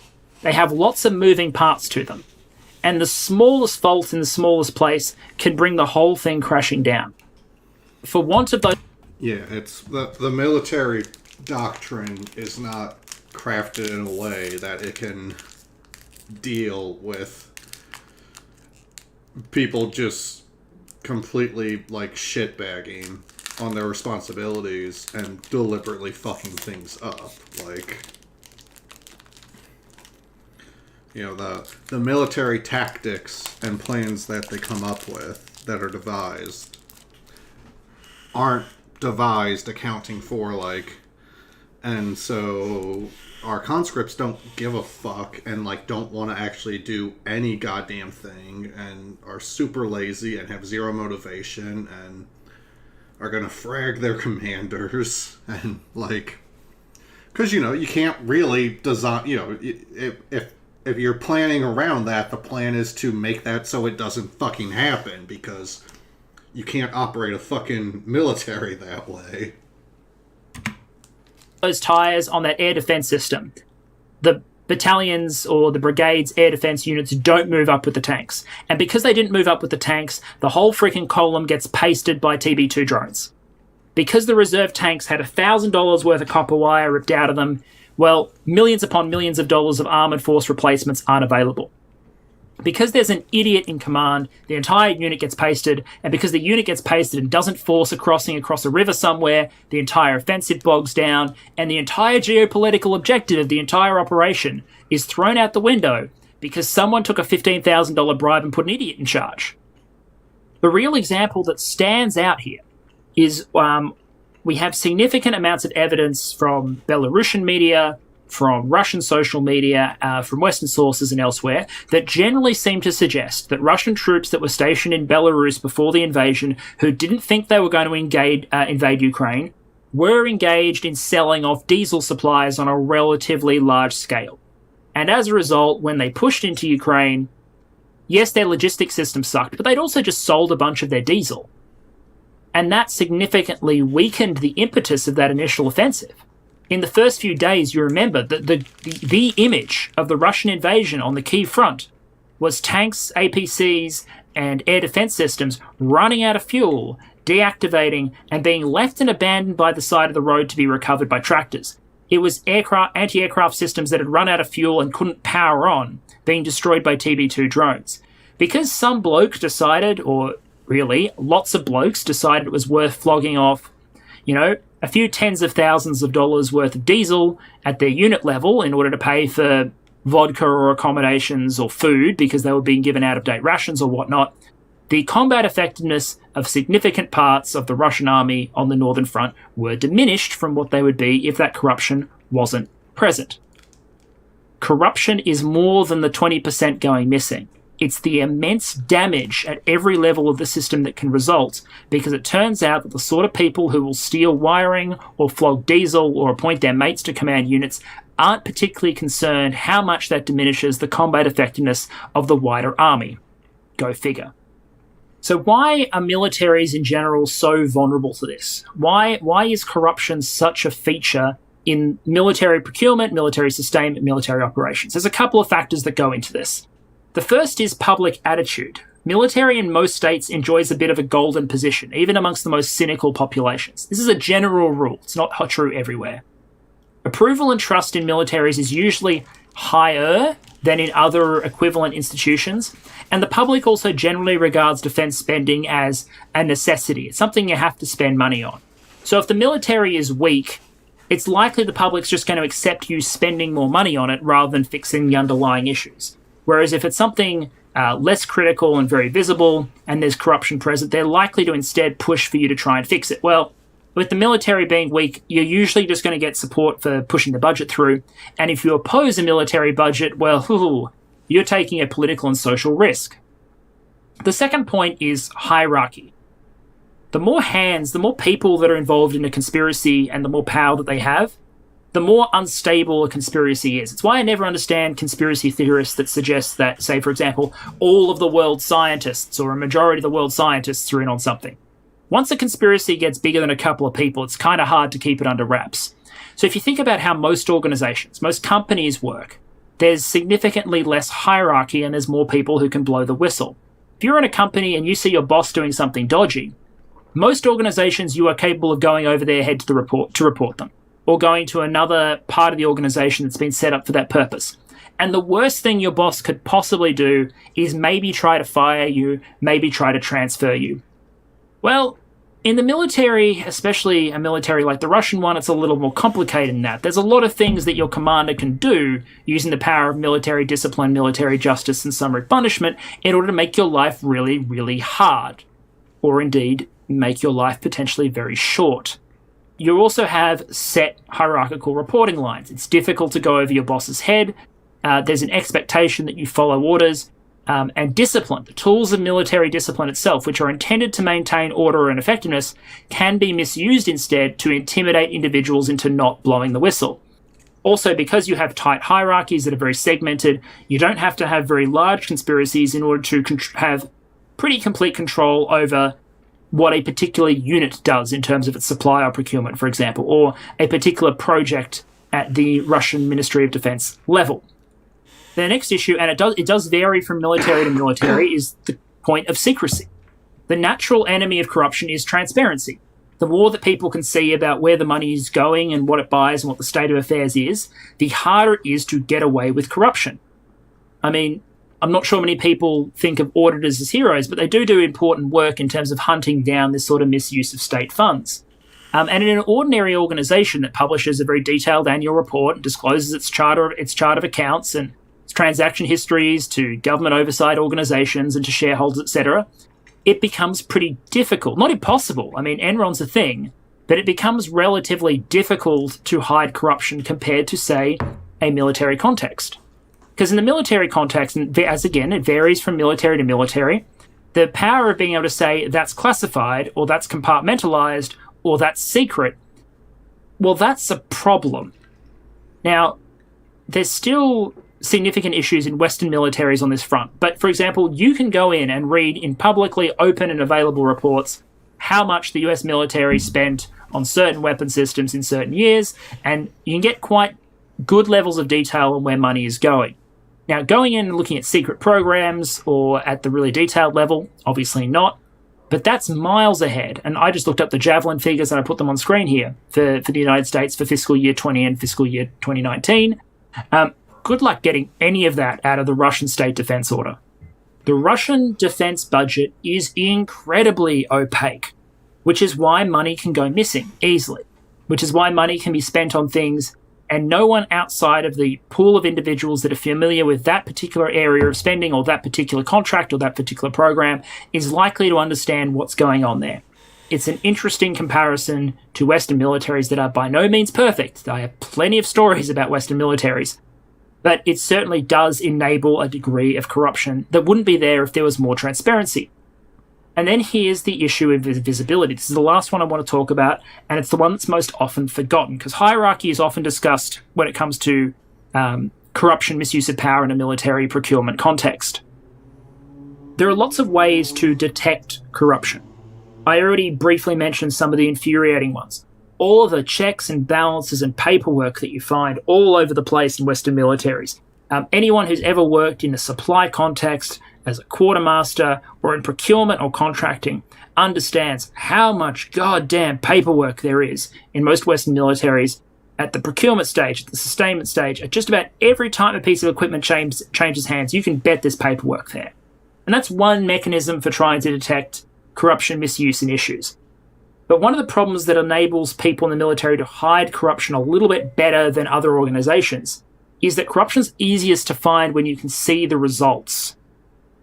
If you're talking about a for-profit business, for example, unless they're using outright fraudulent accounting statements, and even that can only go on for so long, at the end of the day, what people are interested in is the company making money or losing money?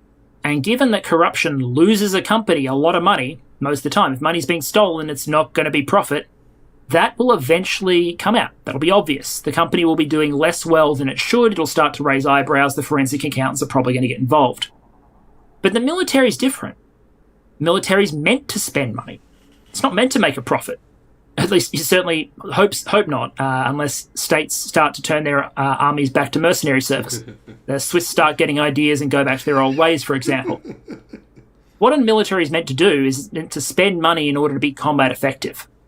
But you only find out if a military is combat effective when you test it. You can use exercises, snap exercises, to identify problems in equipment. The problem is those tests can be circumvented. The Zapad exercises, which were very impressive by the Russian Federation, number of Zapad exercises, included very large numbers of troops. They were carefully choreographed, and they are often known about in advance.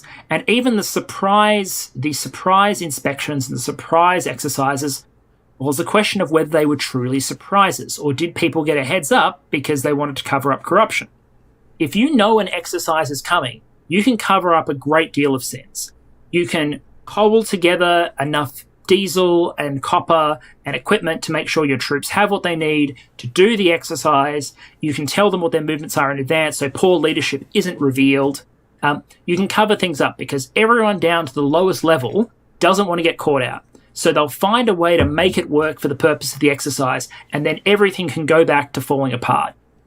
The problem is when you put it on the battlefield, suddenly you find out that all the diesel's been stolen, that the vehicles have had their copper stripped, that all the officers are idiots, that the troops are eating food that's 7 years out of date. All of these things are impossible to hide once you actually hit the battlefield for real. And that's the problem. Russian senior leadership were probably being told, Vladimir Putin was probably being told, that the Russian army was in great shape, that it was ready for a fight, that it was modernized, that it was ready, that it was rearing and ready to go. He wasn't being told that the reserve vehicles were in terrible shape. He probably wasn't being told that the diesel was all being sold to buy vodka. He probably wasn't being told that there were no night vision goggles, there were no secure communications, that half the money had been misappropriated and stolen instead. This information wasn't reaching the top. But he was certainly finding out as soon as it hit the Ukrainian battlefield. And that's, I think, why corruption is a slow, a silent, and insidious killer. It's the great enemy when it comes to military procurement and maintaining an effective fighting force. It corrodes everything. It corrodes equipment, it corrodes capability, it corrodes culture, and it does it all in a way that isn't obvious until you need everything to work. So how do you deal with it? There's a couple of ways to deal with corruption. I'm going to go over a couple of them quickly. The first is mechanics and processes. And this is going to sound like a spreadsheet warrior or a pencil pusher talking about the importance of spreadsheet warriors and pencil pushers, but here I go. The paperwork, the audits, the processes, all these mechanisms that most countries put in around procurement. Some of them can be subverted, some of them can be useless, many of them are costly and inefficient, but they can be critical to helping control corruption. If it's just one person's say-so that can get money sent out the door, that's far more likely to be corrupted than if there's a dozen people, a dozen contracts, attestations, records, and tracking of the funding, because eventually patterns begin to form and people get busted. The second thing that can help is transparency and disclosures, which of course naturally doesn't appeal to people in the military space, but can help control the tendency towards misappropriations or influence. It can make bad decisions and bad practices harder to conceal. The other thing you can do is you can put in place conflicts of interest controls. Why on earth is it okay in Russia, for example, that defense companies are bidding while having relatives of people with direct connections to the Kremlin, or people who are relatives of people in the MOD involved as directors or senior employees? How is that okay? You see this admittedly around the world, but what you can do is you can try and remove people from positions of influence when it comes to making contracting decisions. You can remove people who have a financial interest in how things turn out. That's something you can do. You can also rotate personnel. This is one that's often forgotten. When a new person comes into a role, they have a chance to basically put fresh eyes over everything their predecessor has been doing. So if someone has been corrupting a particular role or position, that might come out if you rotate them elsewhere and bring someone else new in to do their job, and suddenly it all comes out. So personnel rotation is an interesting tool. So far as testing the actual military, genuine snap exercises where no one knows it's going to happen. That'll reveal if your equipment's in good shape, if your troops know what they're doing. It'll shake out some problems. It's basically the only step you have short of going into a full-scale war to test if everything comes together. Now, I'll admit, not all this is not all perfect, and controlling and doing these things is really expensive. It's expensive, it's slow, and it can drive people nuts. And it's also very difficult the higher up you get when you start to get to the political level. But you can do some mitigation there. The second area where you fight corruption is culturally. You have to make corruption not okay. Now, there have been entire theses written on how to overcome corruption cultures. I'm not going to take you through one now.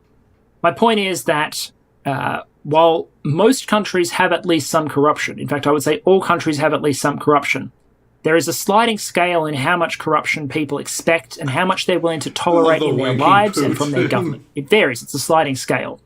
And there's a variety of approaches you can use to start battling corruption. And ironically, one of the mechanisms you can use to start out with is you can pay people good money. If you pay people enough that they can't internally morally justify it to themselves as something they need to do in order to just make ends meet, then you're removing one of the motivations, particularly for petty corruption. Maybe if conscripts weren't earning $30 a month, or if the contractors were earning more than $900 a month, maybe they'd be less tempted. I'm not saying that Sergei's salary, Mr. Shoigu's salary, needs to be increased to $500 million a year or whatever. I'm not saying everyone needs a yacht fund, but increasing regular pay is an option. You also, at the same time as you you remove the motivation for corruption by paying people fairly, you need to introduce the risk that it will destroy their life.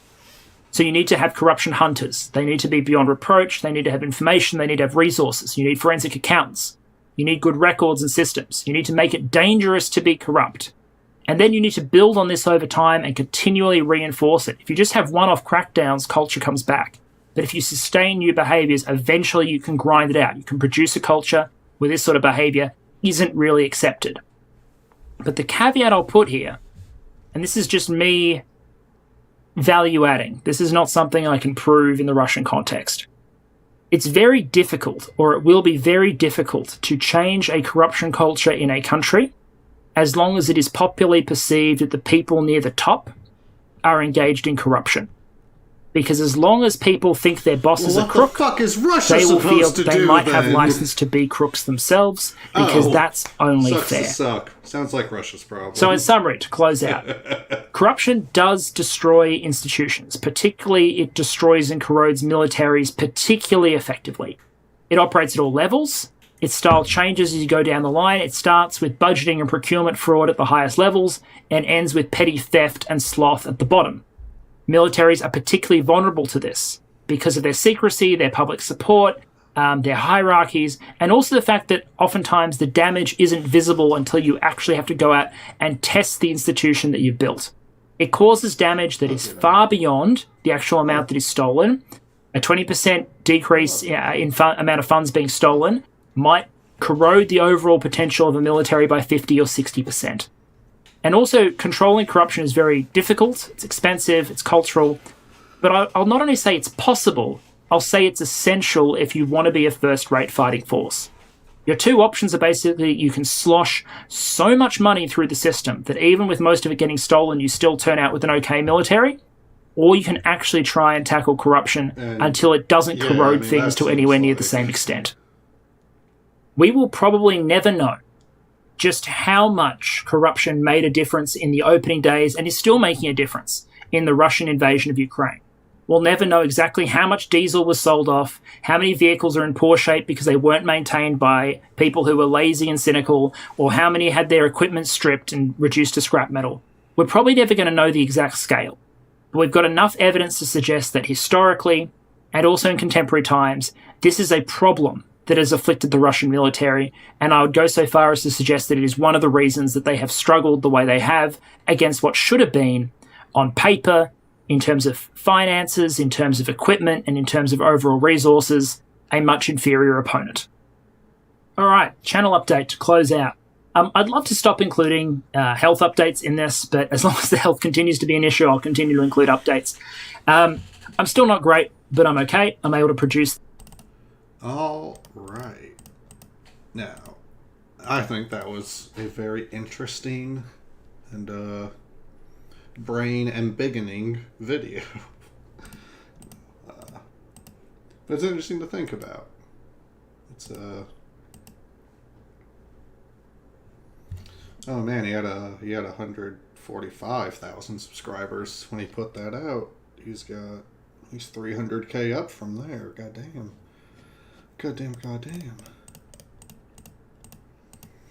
But yeah, it's like that kind of corruption. It's just a deep rot, a deep rot that bleeds into all sorts of things. Hey, Jeff Bezos. I wonder how the Amazon business empire, I wonder how concerned with the general well-being of humanity, all the people and processes in the Amazon empire. I wonder how focused they are on general human well-being and not just extracting money for their own personal benefit. I'm an anti-capitalist, by the way, so yeah, you can guess.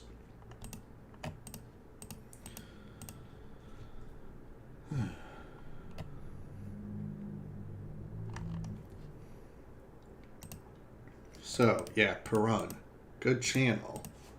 Recommend checking them out if any of this subject matter is of interest to you.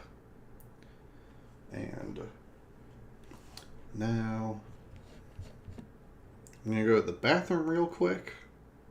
And then, going to get to Super Paper Mario. We're going from Paper Mario to Super Paper Mario. Oh man, oh boy.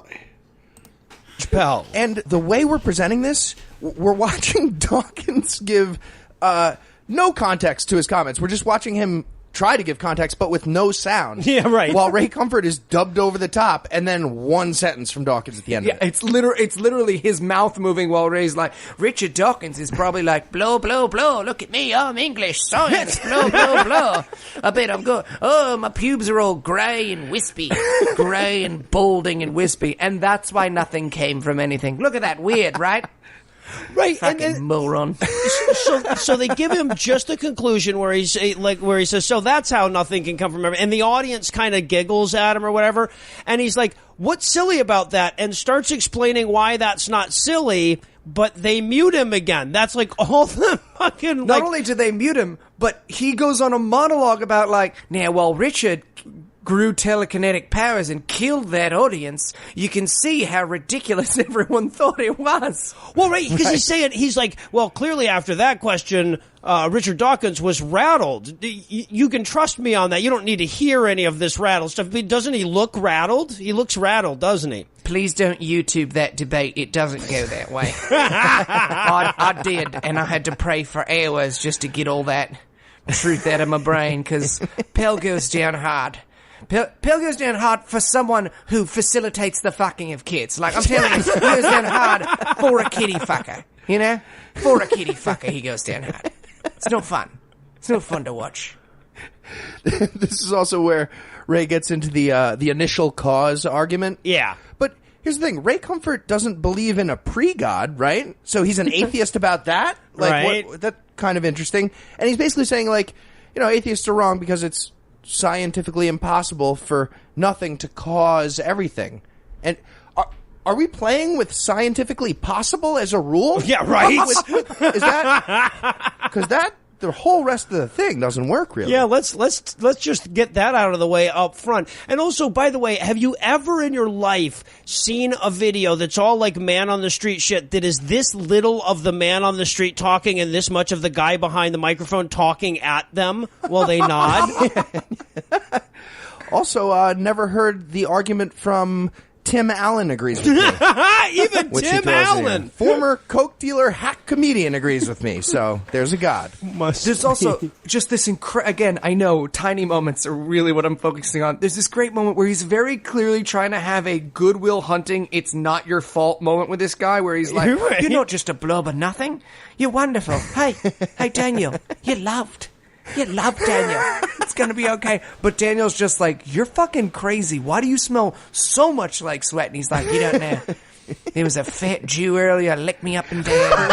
I can't stop seeing the look in his eyes. Pure joy. Pure joy. When my son was born and when this motherfucker licked me. I don't know how to deal with it. And then we're on to Lawrence Krauss.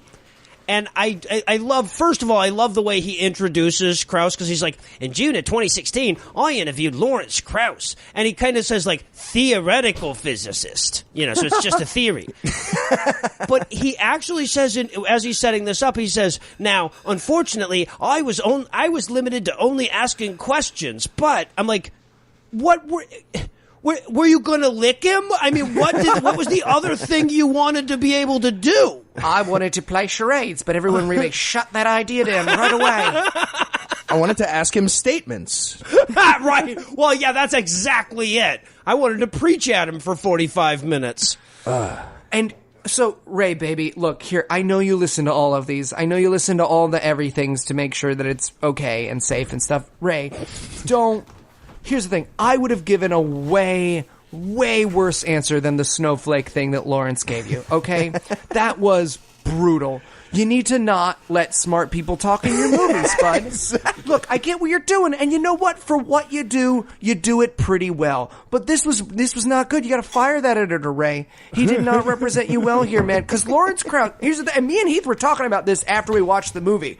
I didn't know that snowflake example, but the snowflake example he gives is fucking awesome. He's like, yeah, DNA is super complicated, and it really would look like it's created. But snowflakes are super complicated, and they're just made by the natural laws of how water works. If I can tell you how water works, I can make you a snowflake, and we all agree snowflakes aren't created. And Ray just stares at him and cuts the camera away. It's like, fuck him, There's Dusty in here. Is what? Fuck him, Okay. Now, let's get into the back half of our program and play The Looker. No.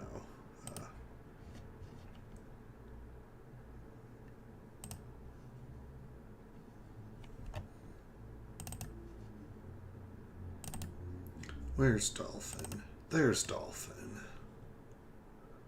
Let's get Dolphin opened up.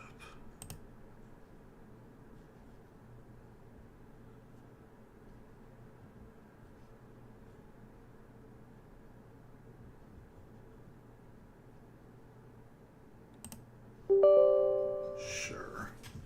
Oh my God. Yeah, I'm right in there. Don't bring to me.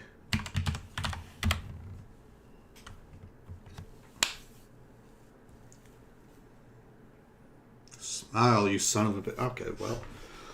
So, Super Paper Mario. I haven't played this one. It came out for the Wii. It came out, yeah, you know, System 32 is not the right fucking place to look. What do you know? What do you think of that?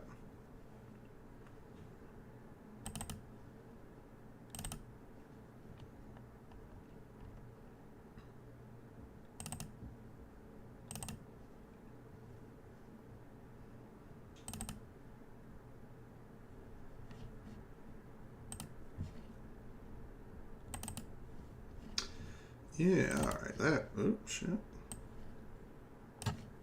That's the right one. All praise be to Vim. Vim gets it done. And let's double check. Oh. Oh yeah, let's bump up that resolution a bit. That should be good. That's a neat trick. Max advance. Okay, yeah, we don't want to fuck with that. Now let's turn on a little bit of.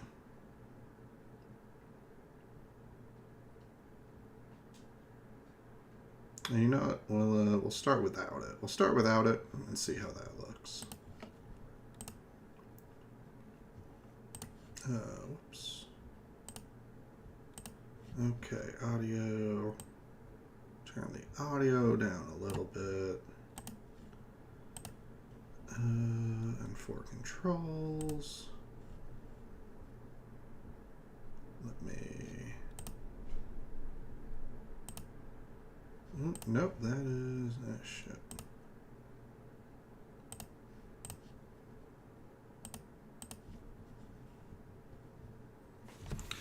Well, I did this before, but let's get the controls set up to what I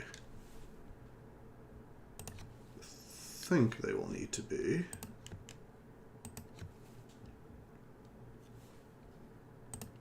Up, down, left, right. Only the most top tier of content. We'll just not fuck with that right now. And I do believe I need the pointer. So let's.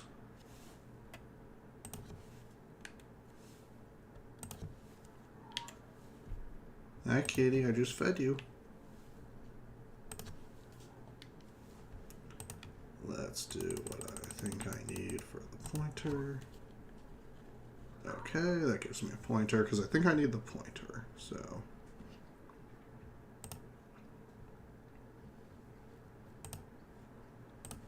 Let's, with all of that, let's hopefully get to experience what Super Paper Mario is like. Oh boy.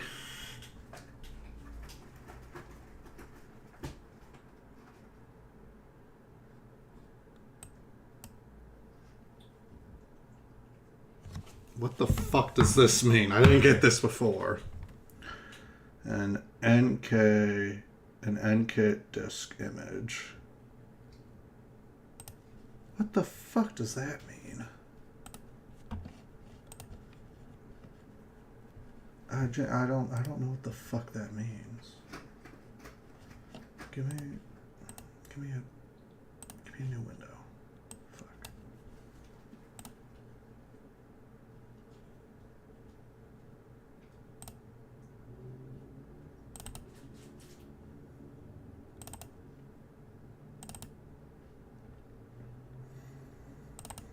Yeah, apologies for the scuffness here. I don't know why it's being this way. Rev 2 and kit.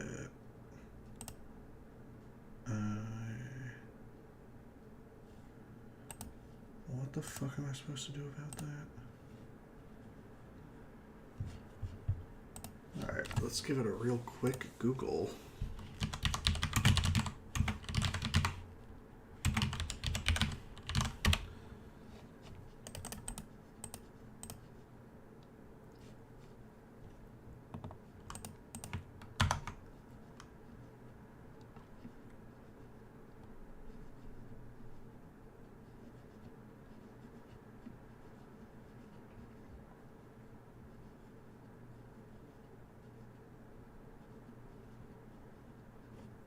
Right after the file select screen. Oh, that's a problem.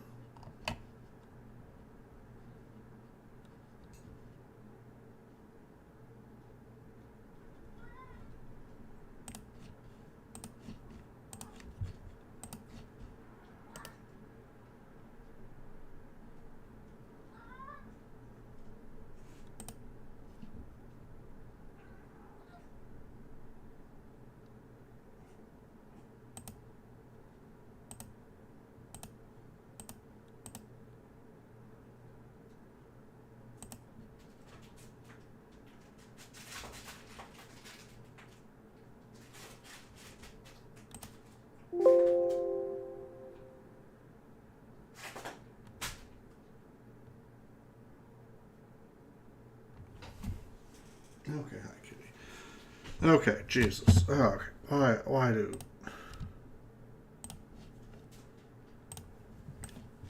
Let's try this. What happens if I just do Super Paper Mario fucking ROM? Can I just get the fucking ROM and have it be a fucking file that'll be the fucking thing?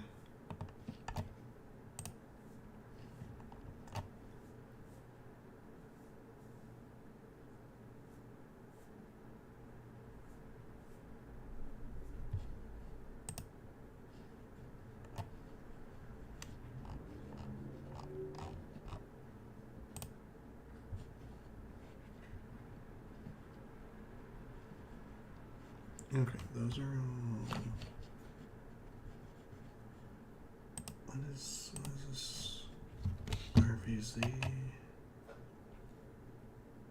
Okay, RVZ is what I do want. I do want RVZ.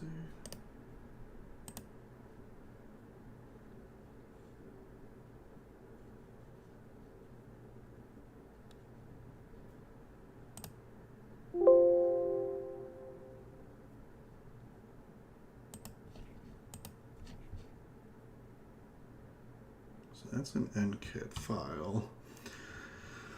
Oh boy howdy. I do understand why normies don't deal with this shit. But let's see.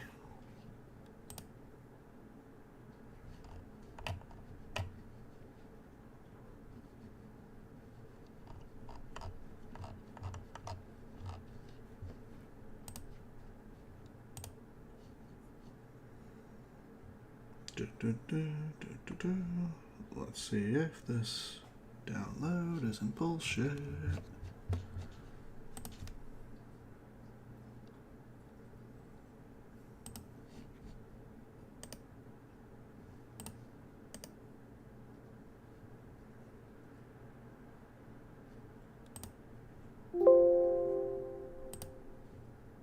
Yeah, man, put it on the fucking desktop.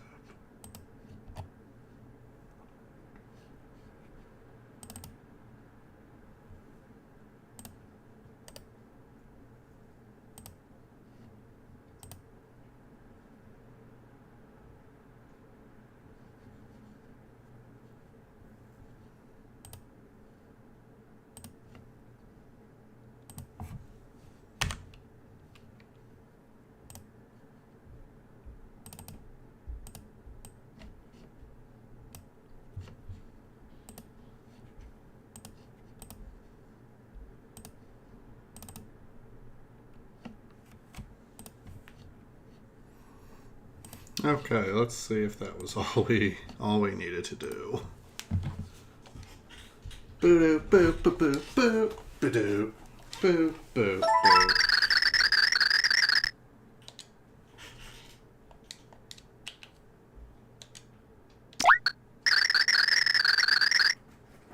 Okay.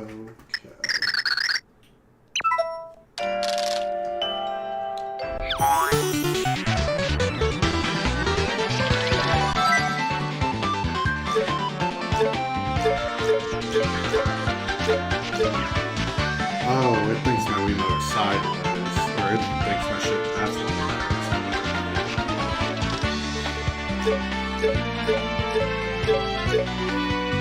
I'm gonna try to not hold my controller this way. So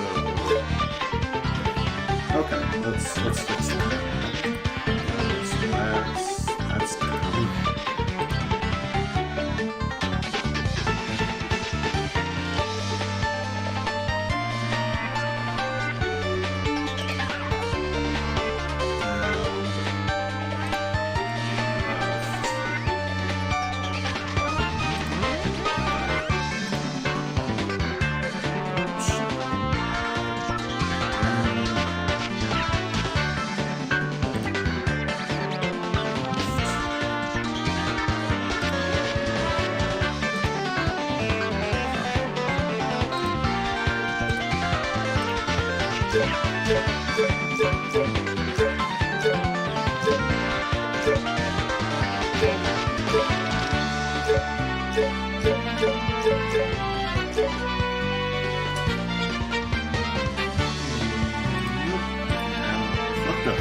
Boy howdy, this is...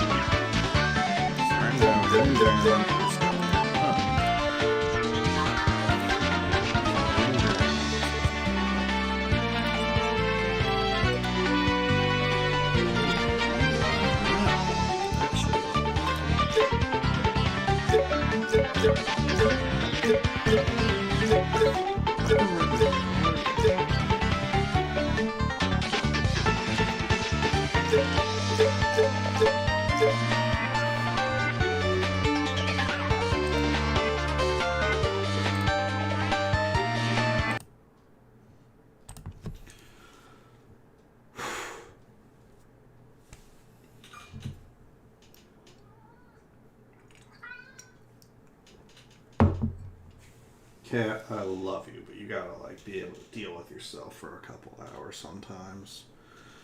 So left and right seem to work. It's just up and down. Up and down are not working. So to fix that,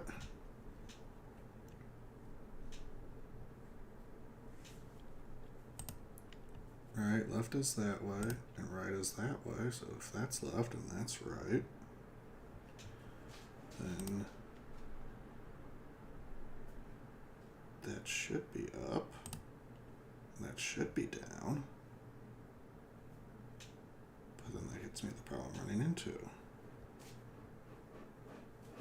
If we do it the other way,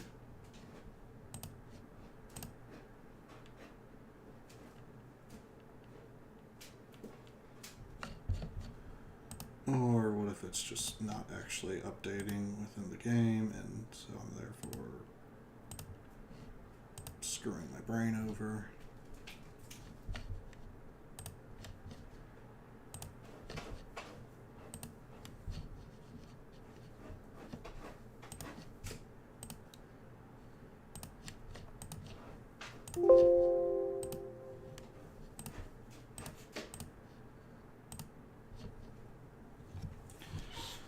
Next try.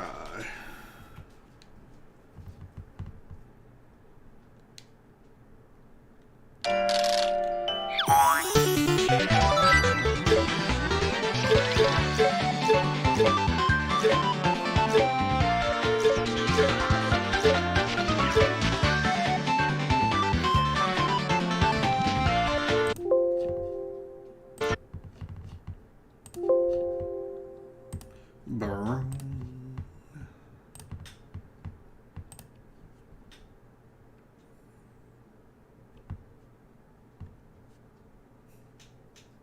Let's try flipping this, because, I mean,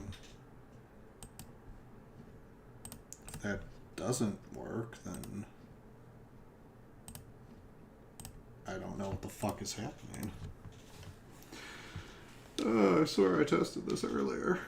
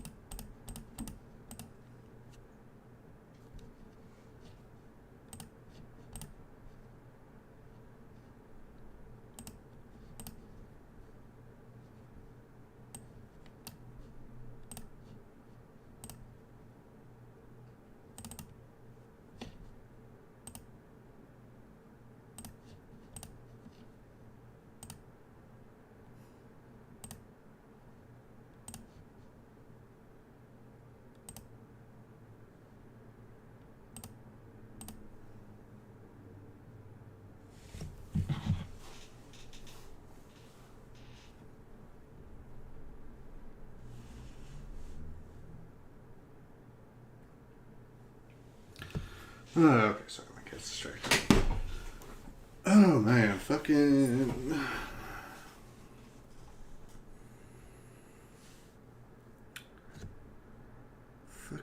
tech support stream here, you know.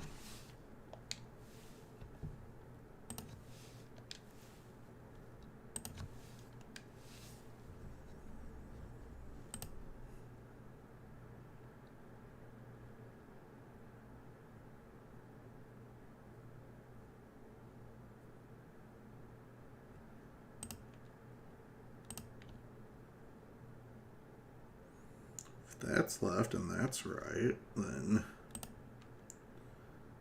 up should be there, and down should be there, because that's left, right.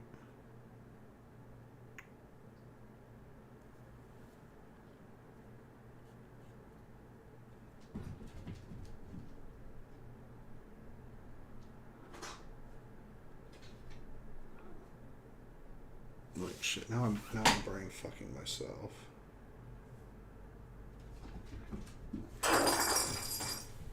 Cat, what are you doing? Wow.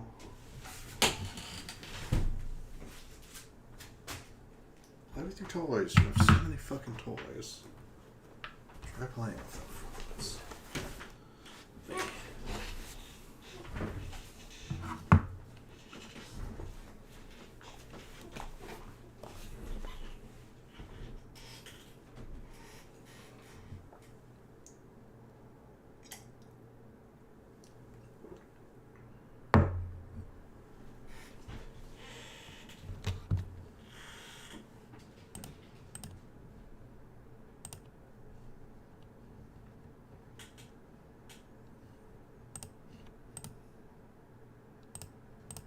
No, I don't know what doing that does.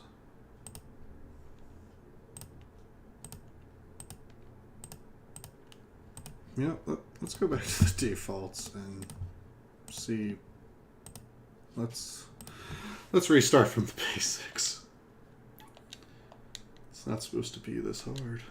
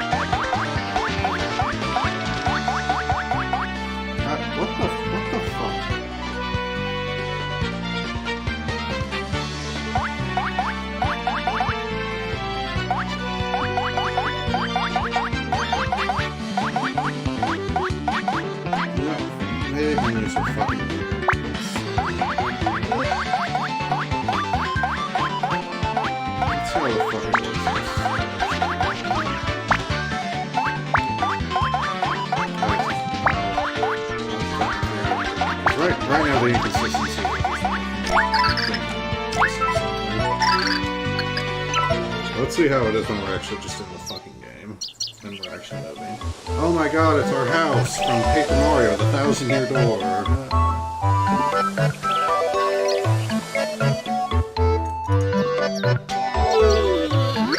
Oh my god, look, it's our cast of characters from each game. What the hell is wrong with that Goomba?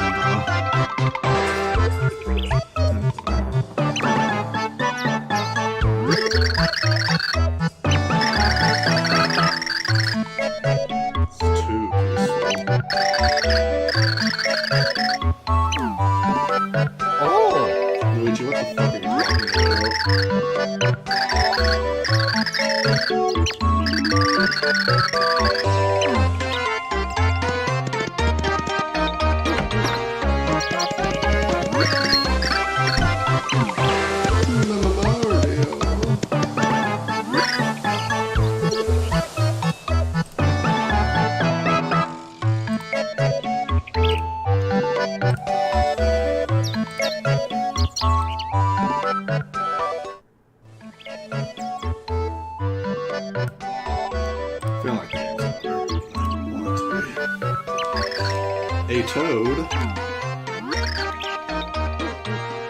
Oh my god, Peach has been stolen. Like property. Who would do this besides Bowser, the guy who always does this?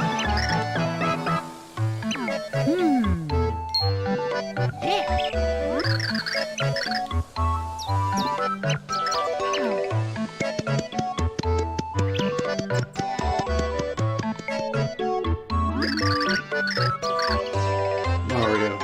Bros. Thought that was about to be like, they didn't actually ask me any follow-up questions. I bet it was someone else. It was some other guy. Blah.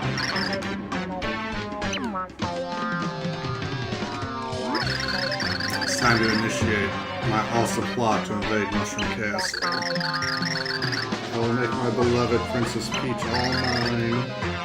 I'll also stomp her little mustache buddies.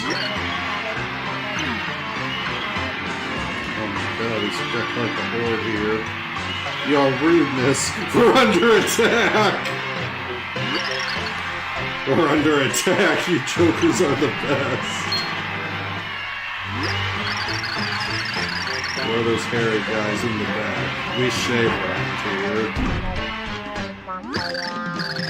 Blarg. How'd you get in here? My front gate was open.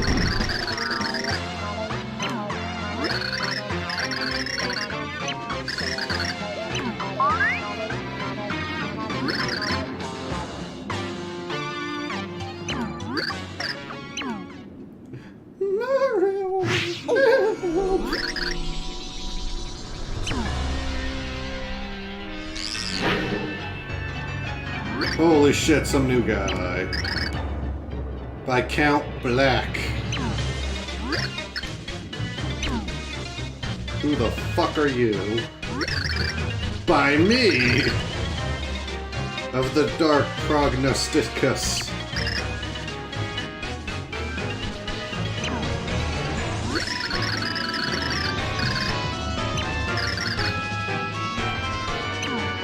Really, sir, I'm Bowser.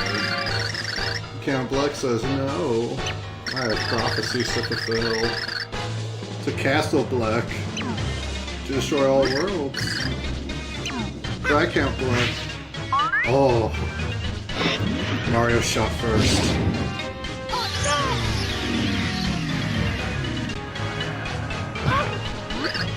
Oh my god, he gave Mario AIDS. This man deserves ridicule.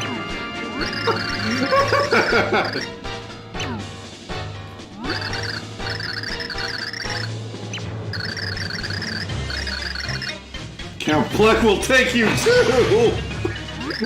I'm kidnapping both of them! I have heard good things about the writing in this game.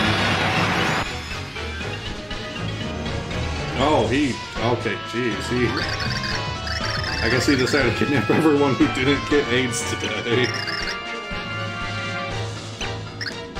Black. Black. Bro, your eye is like pulsing.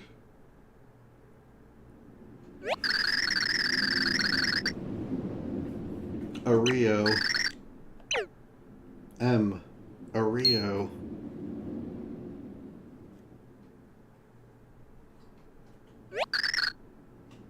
Are you woke? I'm Mario, of course I'm woke. A pixel named Tippy. He's like a Navi. Wait, that's Pandora. Anyway, Navi from fucking Zelda. I don't know what this thing is, I'm gonna fucking jump on it. He captured a princess and an evil king. Yeah. The Void. Oh, it's like in Divinity Original Sin 2, Definitive Edition.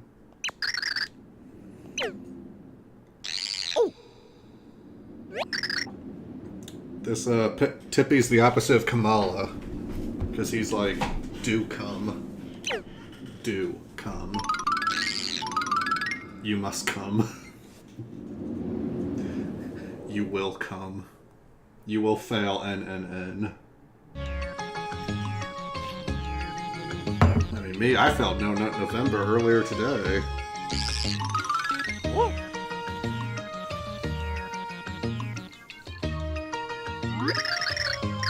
Yo, what's a Merlin, a Merlou, magnificent stash. Tippy, you know just my type. The hero in the light, prognosticus perfectly. Me? His name is M. Ario. Welcome to the town of Flipside. Far from the Mushroom Kingdom. It's between dimensions. Merlon. He studies musty, wet, dripping texts.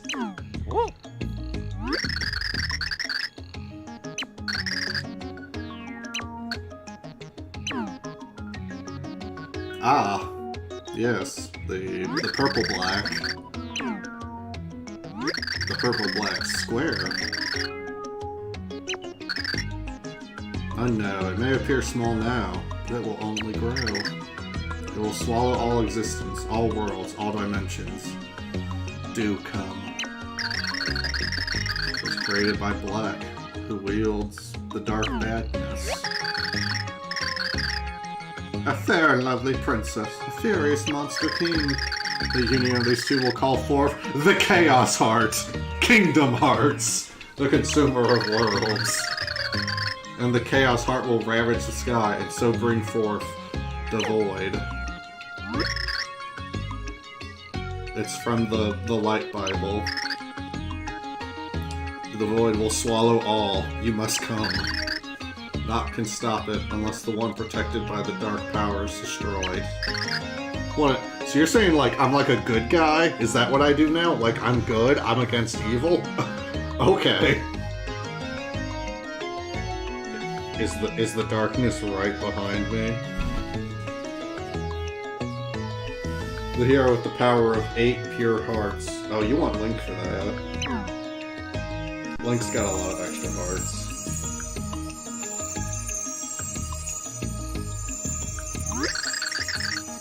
This is one of them. I am so sure of you, Mario. You are so trustworthy.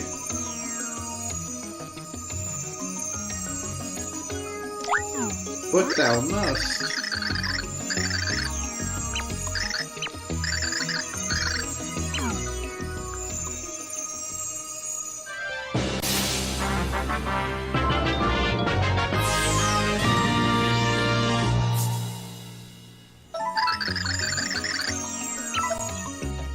You've obtained a Star Spirit heart.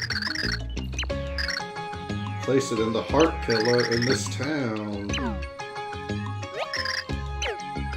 You must complete this tutorial, Mario. Okay.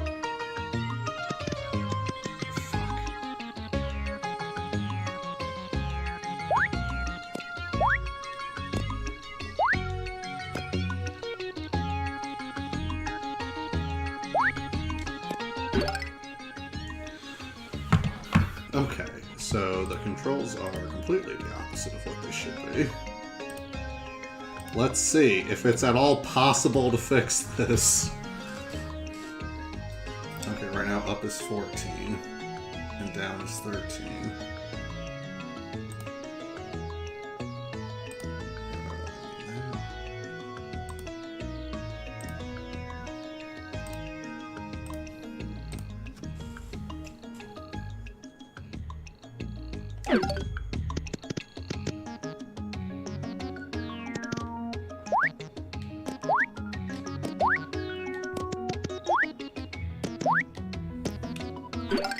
Okay, I wonder if like the menu was inverted, but because I was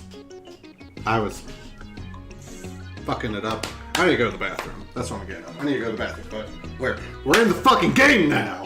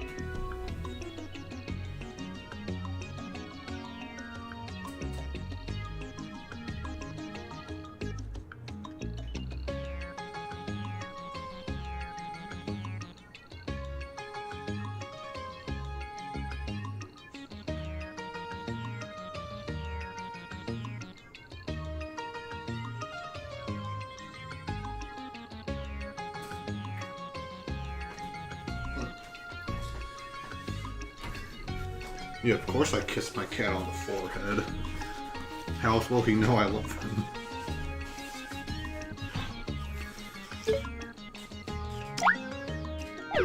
Okay, alright. I think we have our controls. It was built eons ago by an ancient civilization. Pillars in town were built to hold pure hearts. Town may also hold other mysteries. Mario. Our hero! Mario! His famous jump. You could say he's a bit of a jump man. In a strange, unpredictable world. So yeah, I know with this game that it's like a lot less of a RPG. I mean, we still got the like, you know, the 10 out of 10 heart points, so it's still like in the Paper Mario vibe. It's in the Paper Mario world, but I know this one like doesn't play like the other two. Which I think is the main reason I like didn't pick this one up when I was younger. But I have heard that if you like the writing in Thousand Year Door, which I know we haven't played, but Thousand Year Door is, I mean, what we're gonna get to, and Thousand Year Door has very funny and enjoyable writing. I've heard the writing in this is much more on that kind of vein.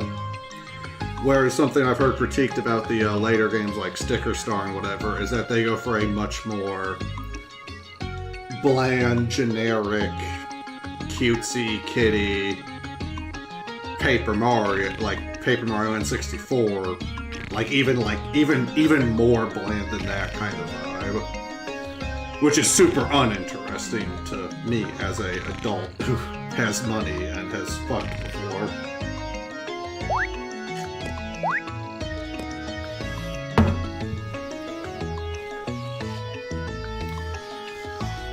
But okay, so after much hullabaloo, so Count Bleck has kidnapped Princess Peach, and I guess Bowser. He used his powerful hockey. I'm gonna to make up for the half of the stream, which was just me watching, you know, just me showing everyone a Perun video, which is very good and informative. Ooh, parallax scrolling. The foreground and background scroll at a different rate, which gives the appearance of depth. A technique that I'm pretty sure NES games could do it. It's just Super Nintendo games could definitely do it. Okay, Tippy went the other way. I guess these are our pillars. What was? Okay. Oh, that's attack 1, score 0, next level, 10,000 coins. Dick all.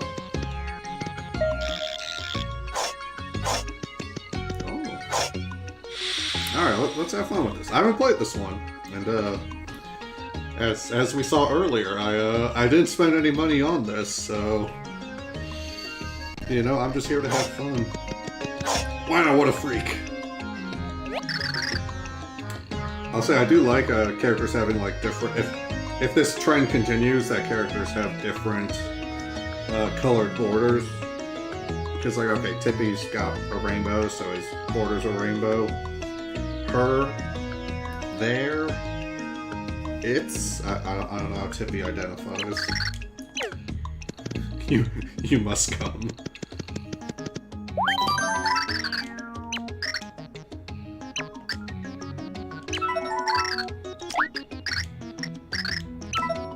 And so I know we're coming from Paper Mario, but I'll say the UI and stuff here with like, you know, I mean, it's similar to Paper Mario. It's definitely Thousand Year Door, the like UI and menu and just the like sound effects and stuff. This is definitely what Super Paper Mario, what Thousand Year Door does. Is this your first time in Flipside? We don't get many visitors.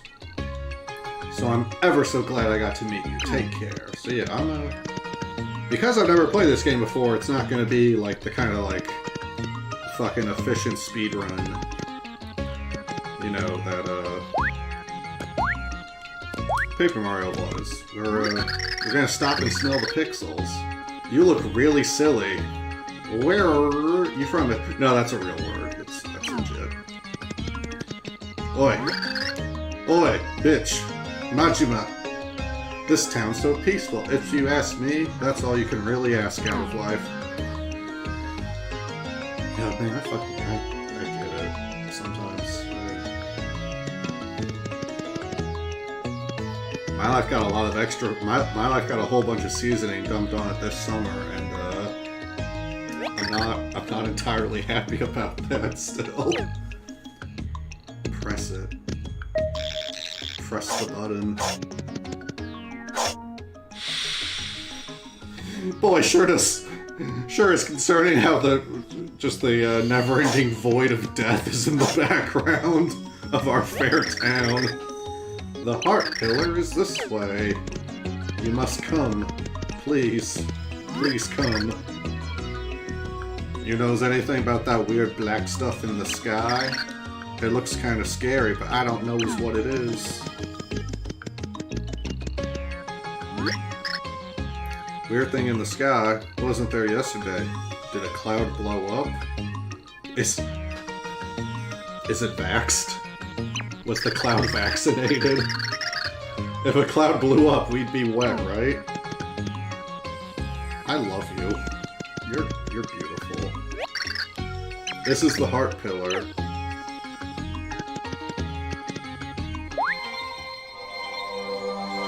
Ooh. I like that shimmer. Ooh, I like that shimmering effect. Now's your door to that too. The Wii was barely more powerful than the GameCube, so I'm guessing this game is gonna just have a lot of effects from 1000-Year Door carried over, because it's like the same hardware capability.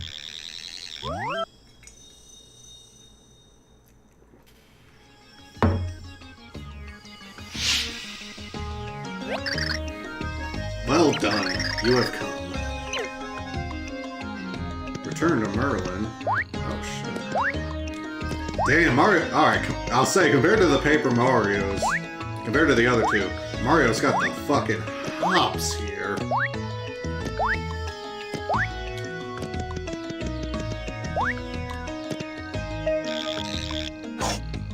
Mario's got the fucking...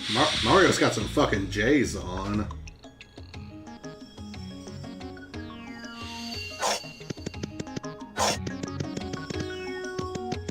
Flip side, second floor. Okay, flip side seems a bit basic. I'm not shitting on it, but I am just noting it. Okay. Tinga's in, where you can recharge your batteries in just one night. Tell me, weary traveler, wouldn't you like to get a good night's rest?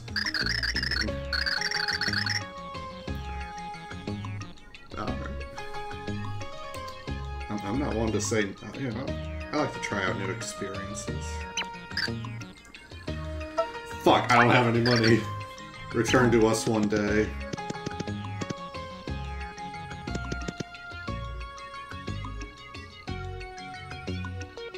Oh, that fan's a 3D model. That's cool.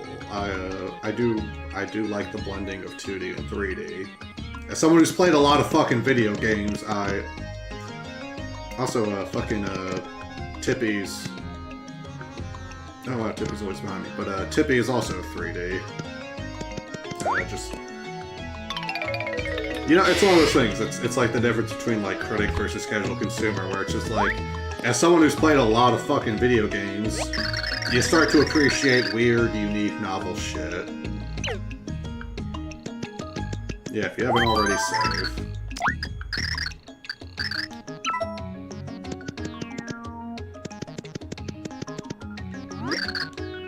Ugh, I forgot the elevator was scheduled to be serviced right now. What a pain. I was gonna have lunch at Saffron's place, but I guess I just have to wait now. Think about it, there are elevators but no stairs. What were they thinking? Get it together, game designers! A hole in the sky? I can't even deal with the hole in my socks. You want me to care about global warming? I won't go in the item shop because I know I can't afford shit. Merlon is out. Alright, yeah, he's out dealing with me and my bullshit. This is fun. This is fun. I'm having Now that we're actually in the game. Haven't even really done any gameplay yet, but I'm having fun.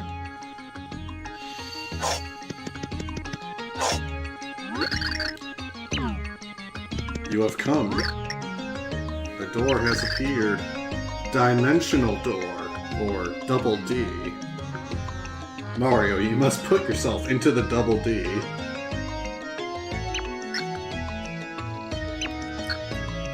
Tippy, you must use your power to help Mario find the pure heart. What is this, some kind of video game or something?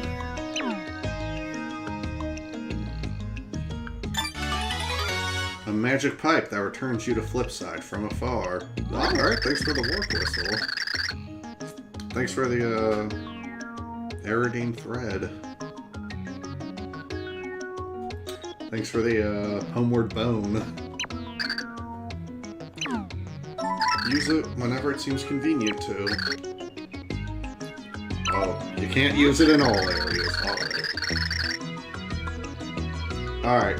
Prognosticus is 4 syllables.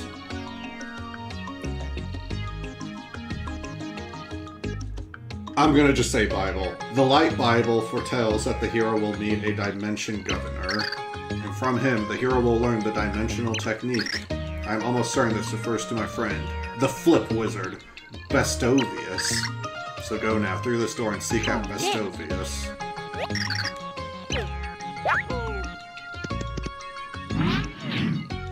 When do I jump on Goombas? Oh shit! Black. The void has been ripped in the dimensional fabric. Yes, Count Black is pleased. No has gone as foretold in the Dark Bible. Now it's just a matter of time until all worlds meet their demise. Black. That's just super cunt. Yeah, first you'll erase all these naughty worlds, and then you're gonna build a perfect world without war and all that other icky stuff. Alright, fucking Makumo. No one likes the icky stuff, yes. A perfect world. Sounds magical. I can hardly withstand the weight.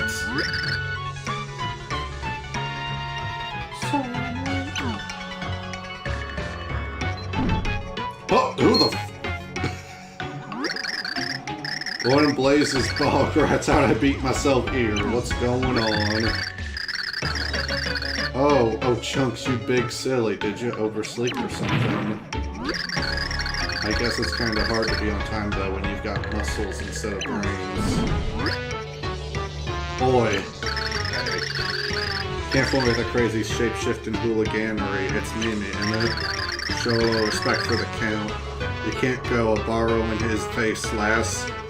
Yes, I do live north of Hadrian's Wall. How could you tell? How delightful, Mimi. Almost as damper as Count Black. I do refer to myself in the third person. This Count Black's almost as cool as Billionaire Buster.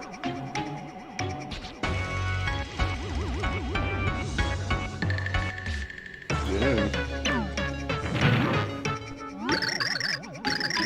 Oh golly, thanks, Count. With you around, it's nothing but big smiles all the time. Hanging out with the Count, that's my idea of a perfect world. A gym-filled world with funky lifeguards. Have you been reading my diary? I mean, fuck off. Different strokes for different minions. After these round worlds are ended, Count Black will make all your dreams come true. But for that to happen, you must follow the instructions of the Dark Bible. Yeah, I'm just gonna say Bible. Fuck saying Prognosticus every time. Nope. Yeah, about that, just an FYI, I've got an urgent memo for your inbox. Apparently there's been some unapproved interdimensional activity lately. Yeah, so...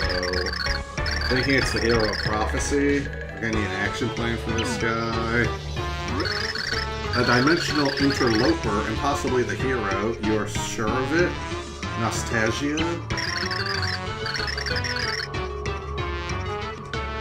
Interesting. mused Count Black. We must put an end to this nuisance. Count B. And then we get this right in me brain. The era Nastasia is going on about. He your enemy? Then you gotta cut me loose on him. You gotta. I'll give him a nice taste of chunks. Very well, oh chunks. I'll leave the hero chunking to you. Do not fail Count Black, who is moi. You can count on me, Count.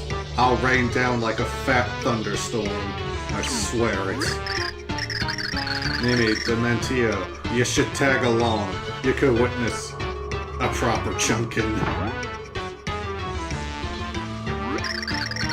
I do enjoy a good chunkin'. I believe I'll head out as well. Oops. Blah. Oh, we still know what that one looks like.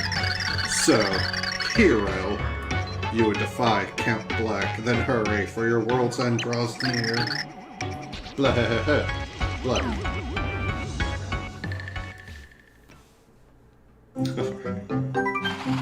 Mario was called upon once again to save the world. No small task.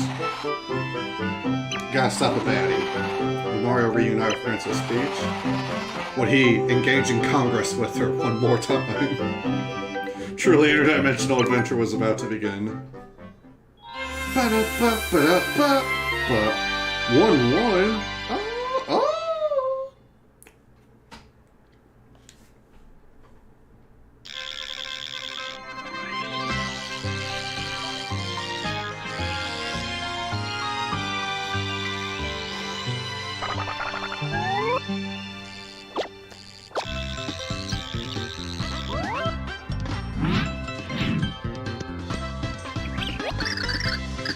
I feel the Kingdom Hearts, but it's still far from here.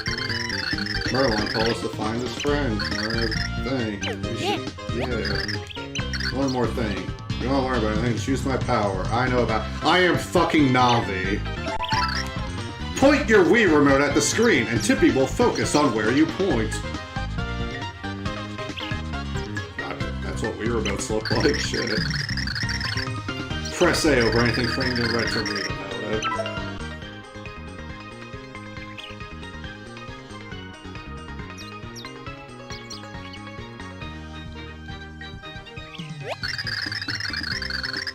I'll give you advice on what you need to do next. Well, I am going to have to change the controls at that pointer.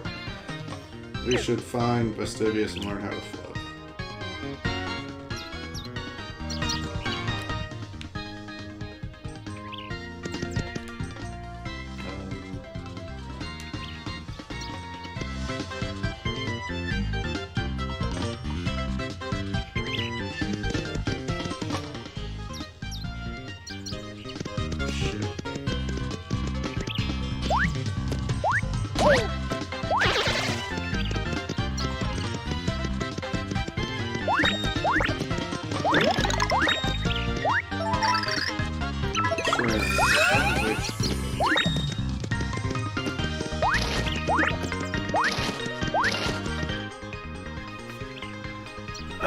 Okay. I need to fuck with the controls to make it so that that doesn't constantly do that.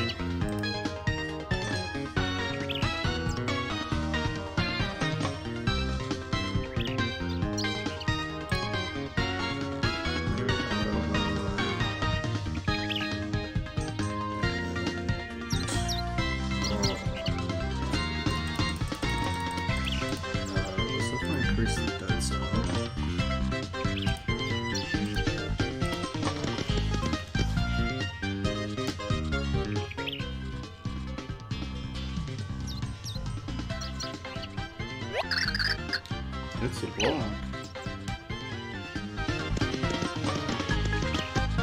Okay, that works for that.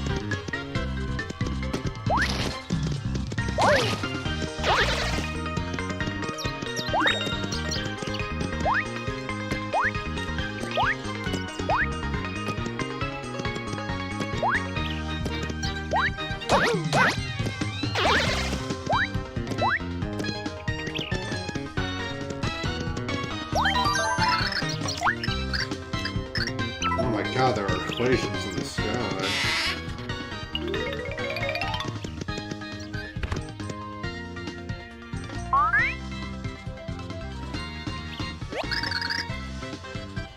There's something in this room.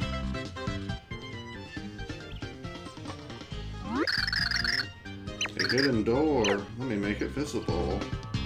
Well, you're already more useful than fucking Navi was.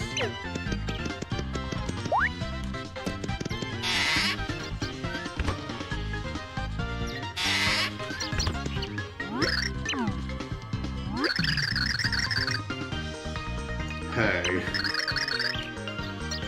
Hey.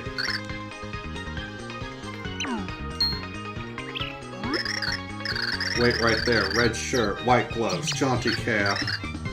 You are garbed in the rich cloth of the hero of prophecy. Link. The hero Hyrule needs. The great hero impersonator. I thought it was gonna call me Luigi. The pages of the Bible.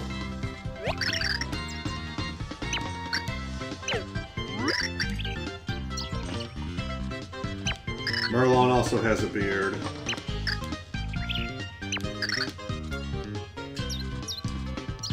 Now I'll tell you how to do dimensional flipping.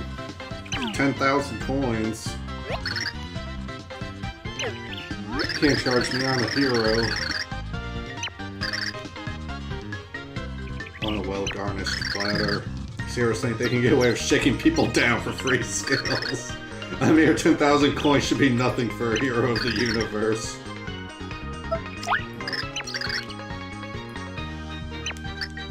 Yes.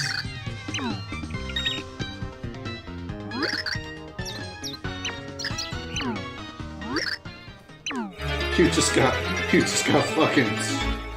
got capitalism, bitch. Capitalism. Oh! I can flip dimensions by pressing A. Flip between 2D and 3D. What is this A button I speak of? They'll get it. You can use this ability to find hidden items and secret paths. If you use it for too long, you'll lose HP.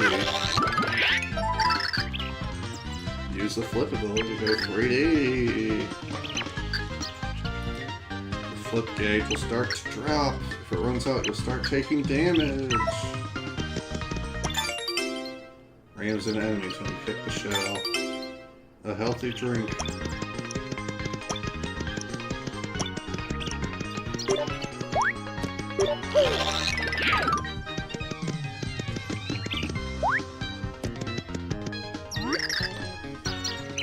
Just press A whenever the fuck you feel like it.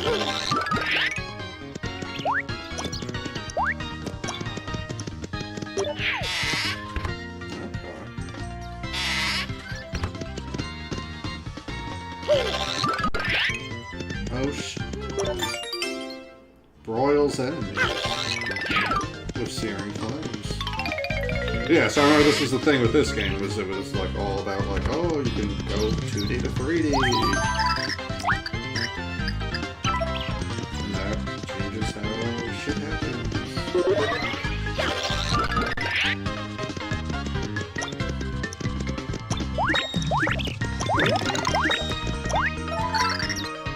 Pal pills, they'll follow you around.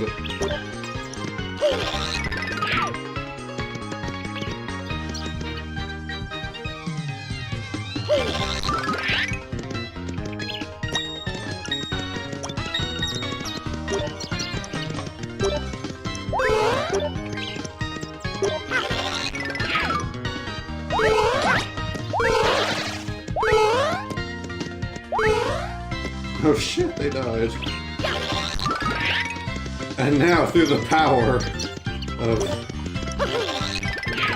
of being able to go 2D and 3D, I can easily get through this door. Alright, that's cute. Defeat enemies to earn points. When you earn enough points, you'll level up and increase your HP and attack power. Let's cross the other menus.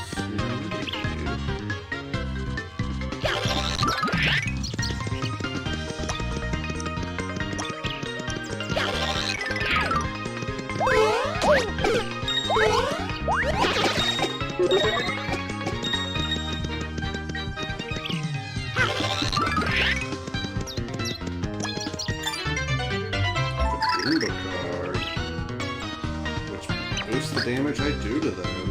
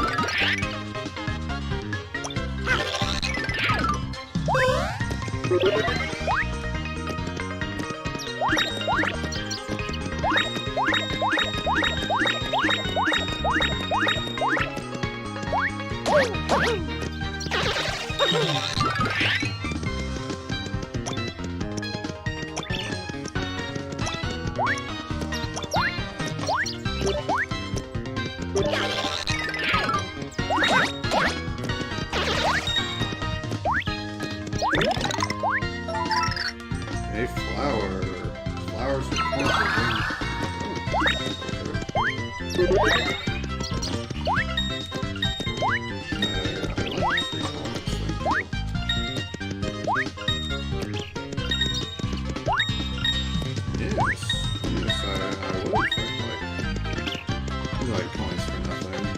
I'm a leftist, you see. Oh my gosh, I have to go this way with 3D.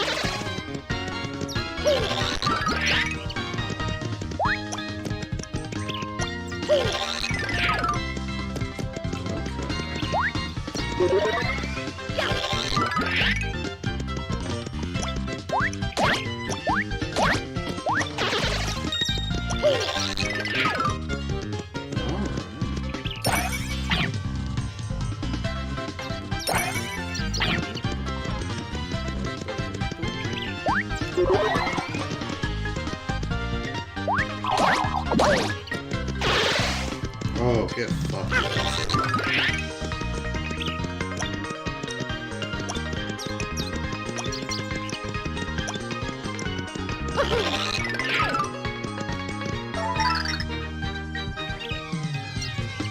Jump extra high.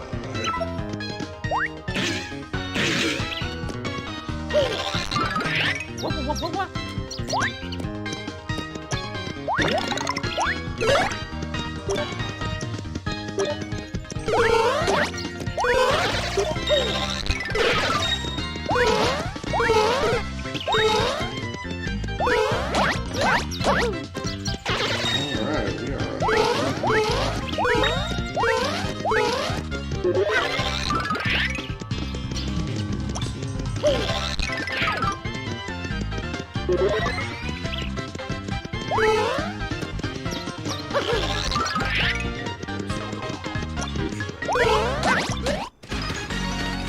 level up! 5 more HP.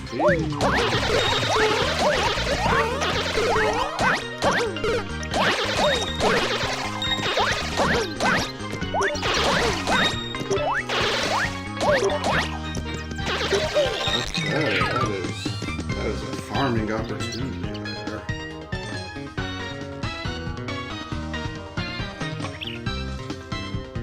So far I'm enjoying myself. This is not like the first two Paper Marios. I'm sure we played the trailer for it, but yeah, I will just briefly say that 1000-Year Door. Yeah, I played Paper Mario on stream. 1000-Year Door is very much a sequel to that. This is very different.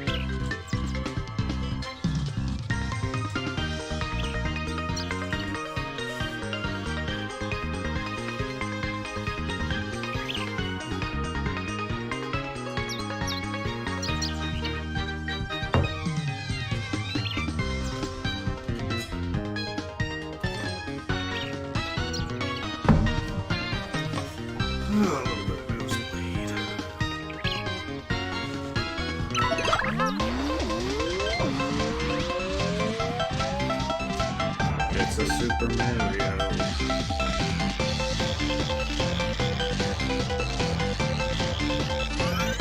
Observe.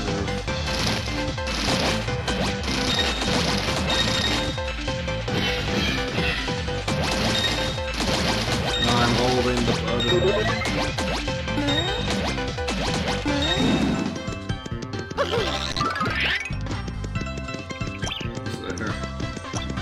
Is there anything there? Or is that all?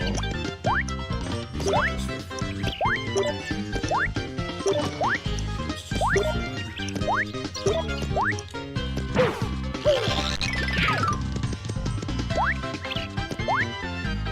That's me being too much of an MLG 360 NES gamer. My next level, 20,000.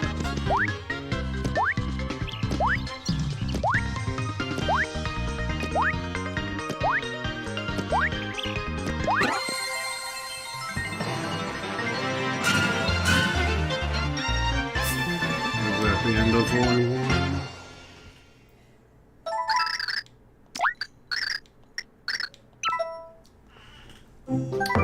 Yeah, I think I do. The stupendous ability of flipping between dimensions. Guess I gotta find a pure heart. Savage beast. Follow me, Navi said, as she flew. I flew toward the mountain that loomed ahead. Pure heart was hidden somewhere on the other side.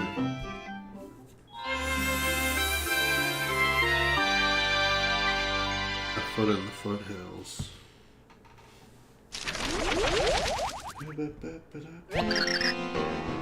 I feel it, but it's far, far away.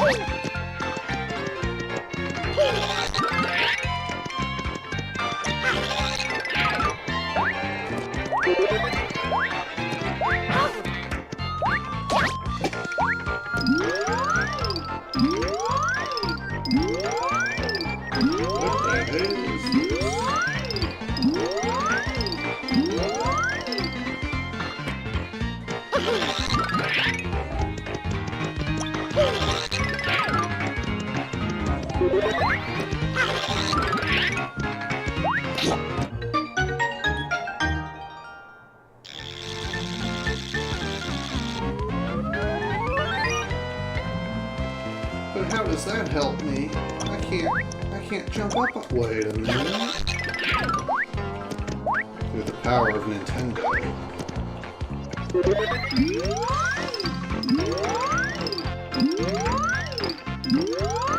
Mario's upside down. Is he gonna be okay? There's a bang at the door.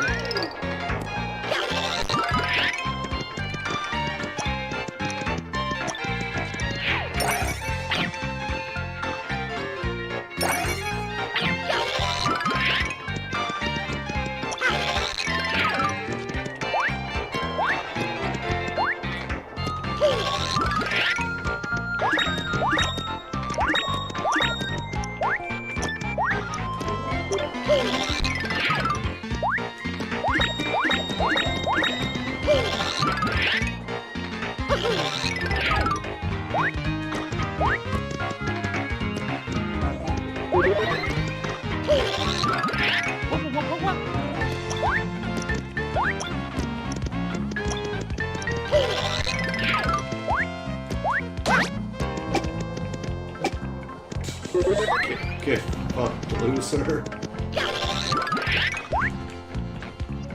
Oh shit! Thank you. Hey, it's these things from the fucking... Boy, they sure are a lot easier to dodge.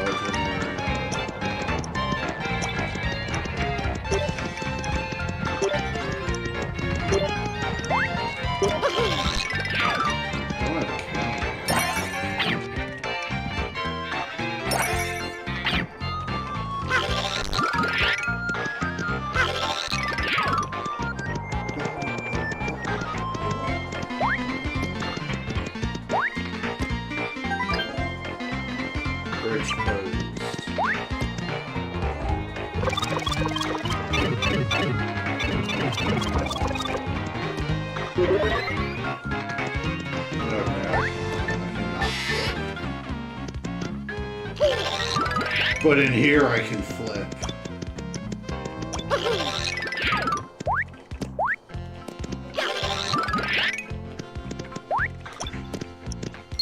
Boy. You can see me. I've been freaking out here for days. I roll out of the wrong side of bed.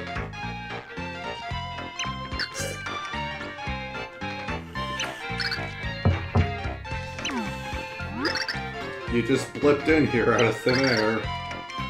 Maybe I can hitch a ride back with you. Just stand next to me and flip back to 2D. I'll hold on.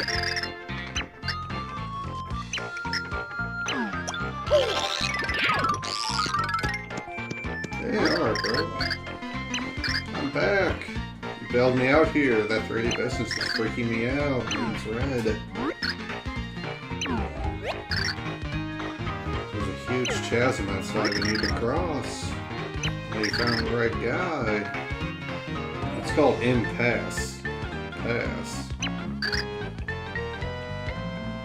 It's in my job description. That's why they pay me to stand here. You sure you want to pass? Oh, you did save me for being trapped in a parallel dimension and all. Get this question right and I'll let you pass. What's the most manly color in the entire universe? Red or green?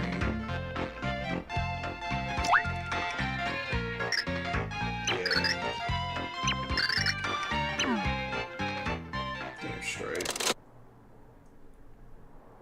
Damn straight.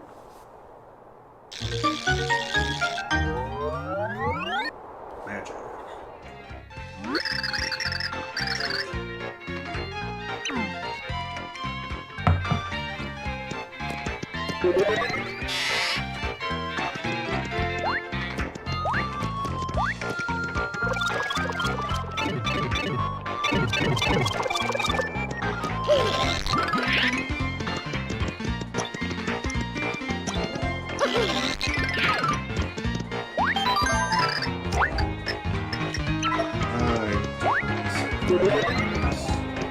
Who the fuck are you?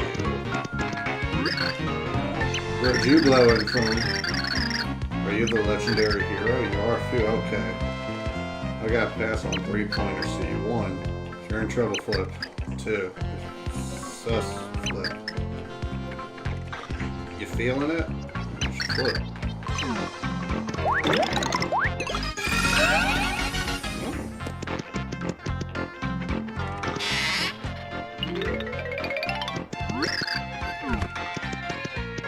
Guten Tag, Mario.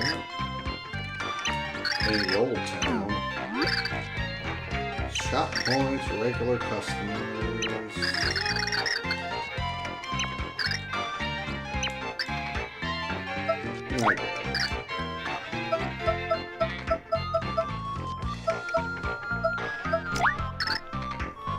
Grab the item I want. They're all good. Well, any here. So these prices are very different. A fungal drink. Restores 5 HP if you fall in battle.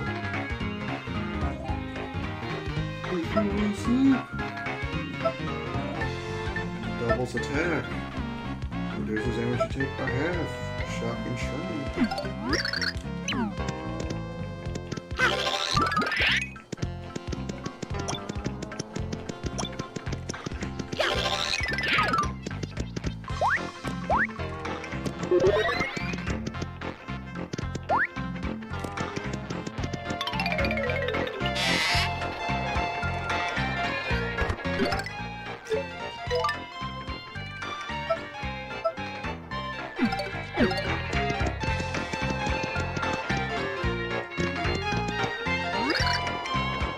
Juicy Burner. The Perun is a zero-dimensional technique. It goes into other dimensions. I might find some secret stuff behind them.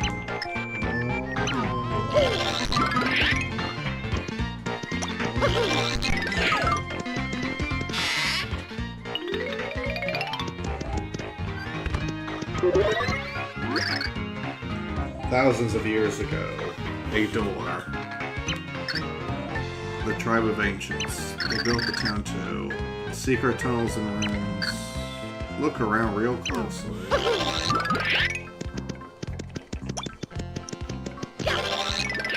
You know, I appreciate that not every spot has a little secret thing.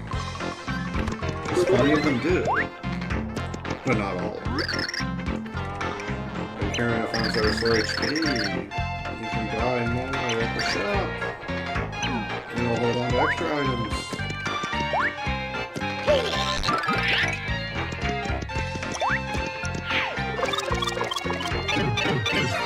I'm disintegrated.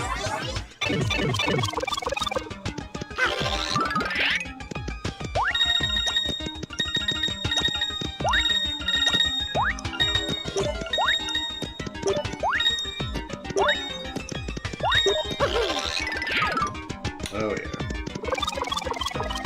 Oh, juicy, juicy coins.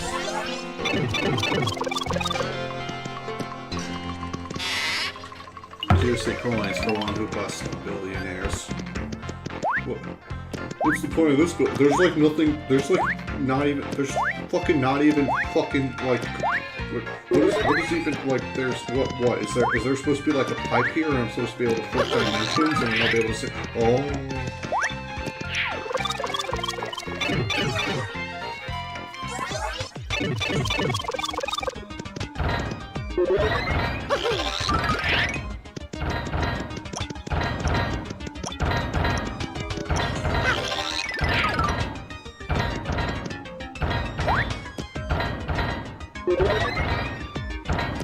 Get down. Dab on him. Oh my god. What? I'm feeling saucy. Okay, wait, shit.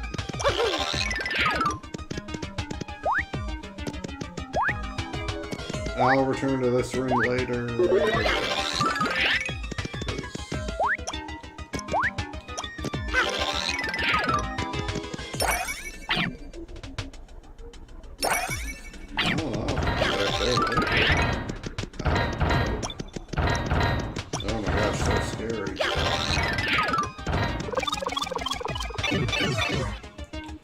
Only Paper Mario and 6'4" can see me now.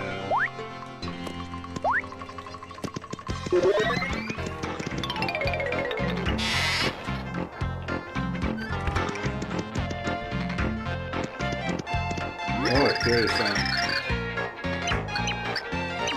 Okay, yeah. You have a mustache. Share your wisdom with me. I'm the Elder! Get off my mons pubis. Nothing but dessert pass here. There's treasure, but you'll get grit in your grunders. That's what here is for. Town keeps the treasure safe from you. You fucking Italian. Keep your greasy tomatoes to your fucking peninsula.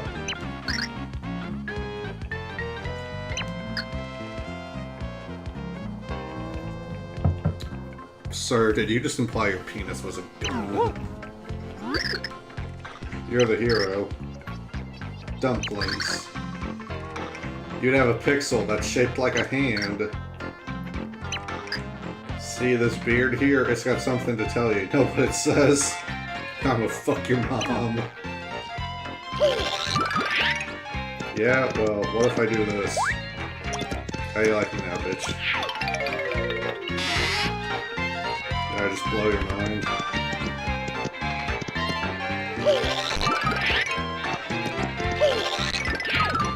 Hello, child. They're gonna name it the Heroesburg. Heroes is a town, they say the world. Heroes. Sign. Child. No crossing. Greenbridge. Shit. But the star that completes the level is right there.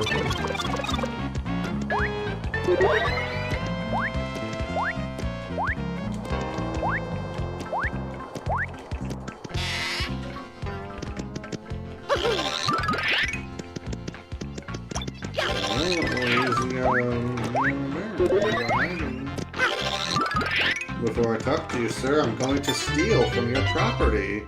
A red and green card. It won't touch. Well, I'm not green enough to hit that. Sup, Luigi. Flip the bridge down. You need special permission from high up. It's the law. I won't do hard time. We need the okay from old man watching it. That old timer is more crab than man. Okay. Okay. Shit, I don't know. So, okay, I need permission from the old man. I need permission from the old man. I need to have a hand follow.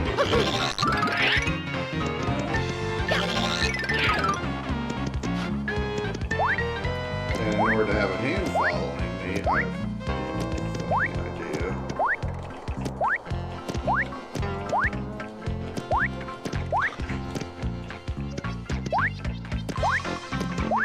Well, at least I can do this. But bomb ops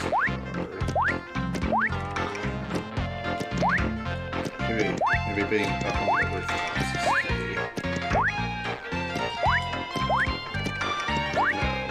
No, it's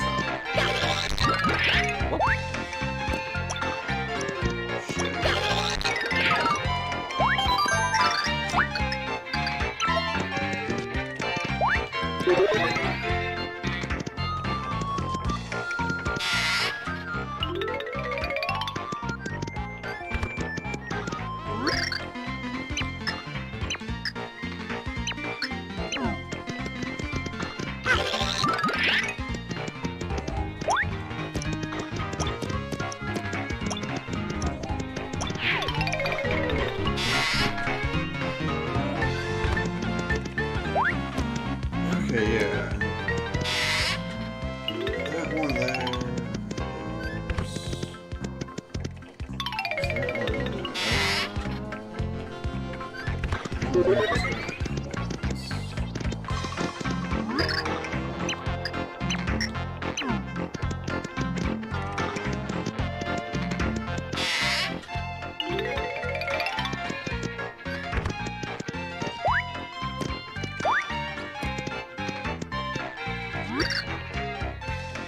Pixel that's shaped like a hand.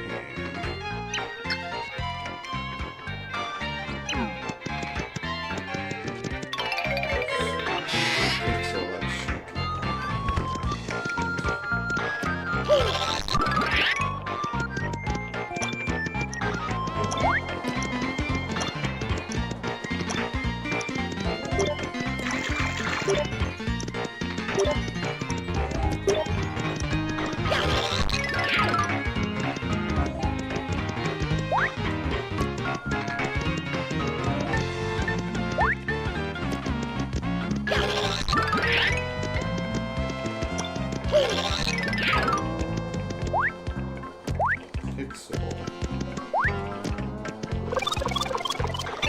shaped like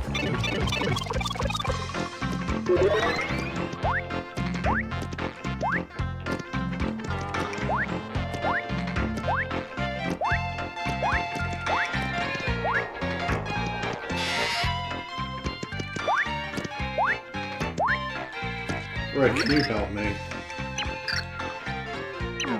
Fuck. Ah, fuck.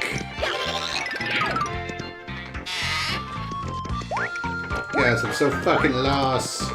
I'm playing a Mario game for children and I'm lost. I'm about to butt wire myself out of shame.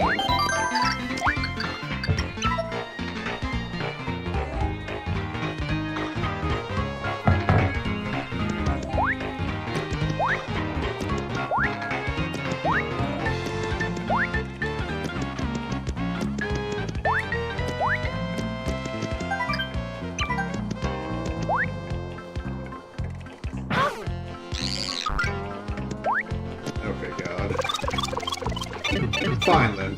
Keep your fucking secrets.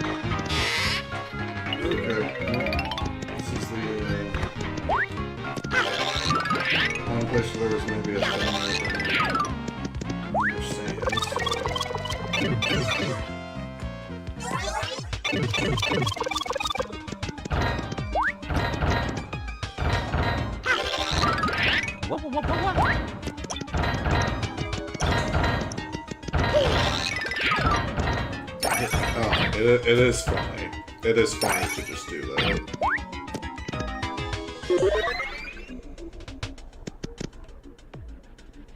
Oh, right, okay. Yeah, alright.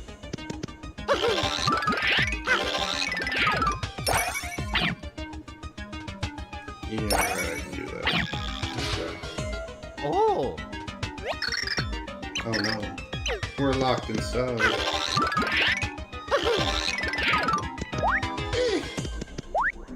Yeah.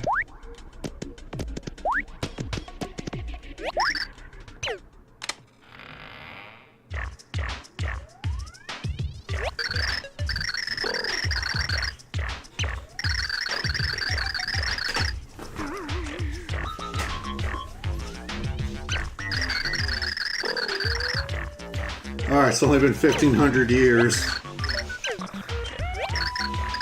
Why, yes, I am a pixel. My name is Justin Thoreau. You're a pixel as well. Well, hello, my pixel. I'm sorry. I'm sorry. I can't help that I'm American. Are you a newer model? No matter. Details do bore me. What is important is the fact that I have waited ages to lend my skill to the hero. You must. And Mario's just like, I'm smashing. I'm going. I will come. I will come with you. The throwing pixel. Pick up and throw objects and enemies. You can even throw while you jump. Wow, what the heck? I mean...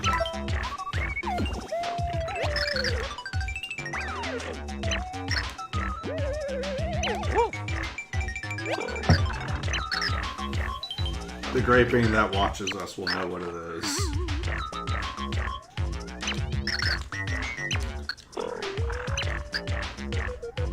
Ready, steady. Oh,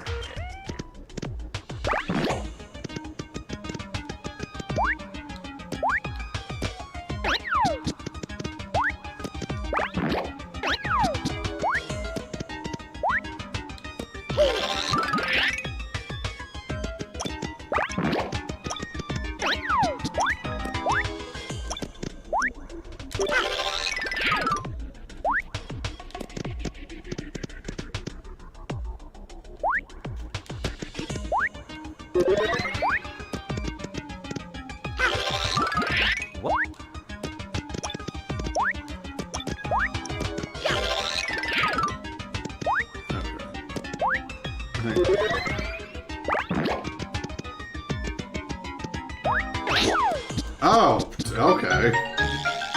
Hell yeah, let's Pikmin it. I don't know what that means, I just thought about Pikmin.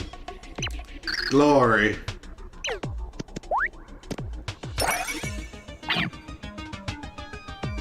Alright, well, with the hand of... with the power of God and anime by my side.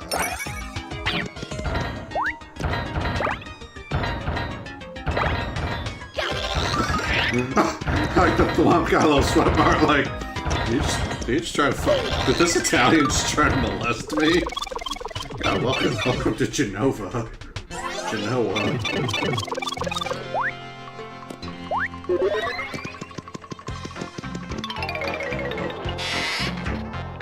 Oh, I'm having fun. I'm having fun with this. This is cute. Alright. Alright, Mayor Gatekeeper.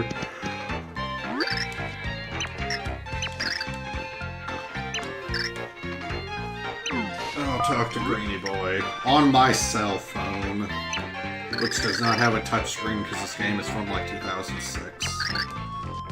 I said watch it, not botch it. Let's keep that between us. Just let the mustache guy through. I can finally fucking retire. Look out for ruins in the dry, dry desert. You know what? I think that little guy's rooting for us.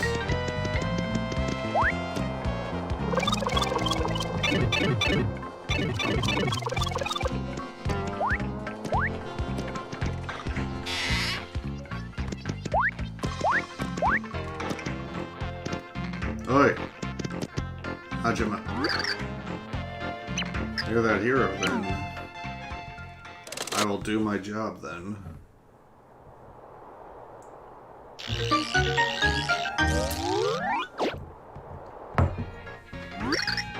There you go.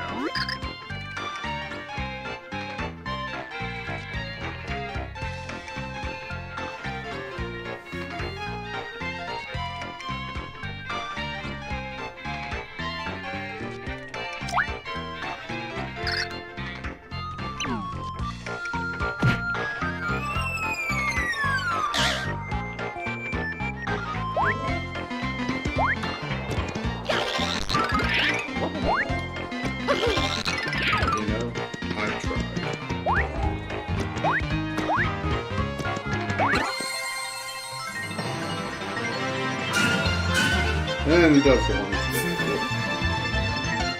1, 2, 1, 2.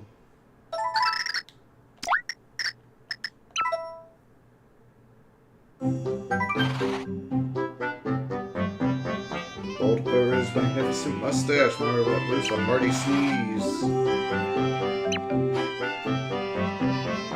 They found a desert.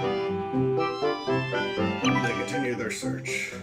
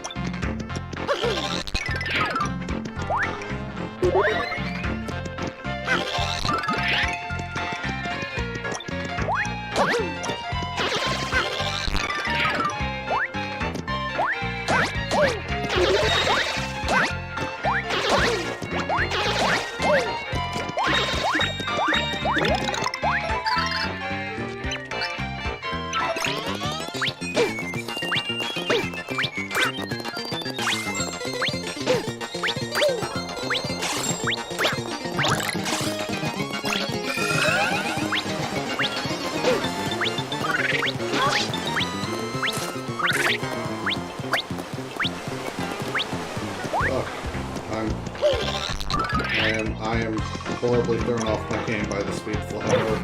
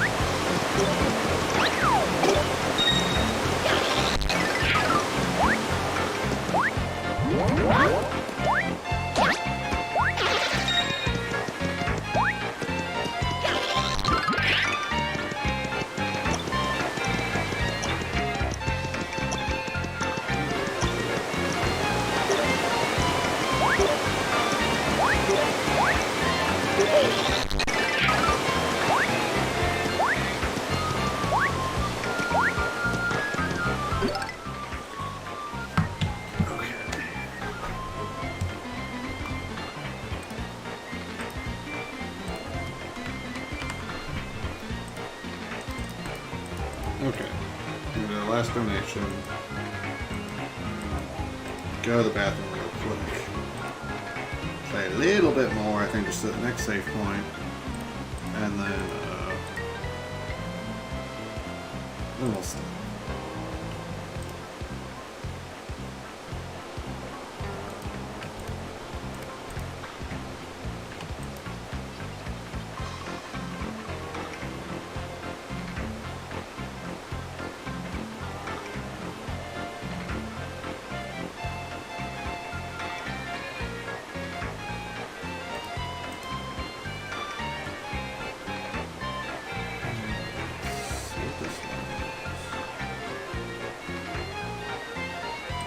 Ooh, car accident.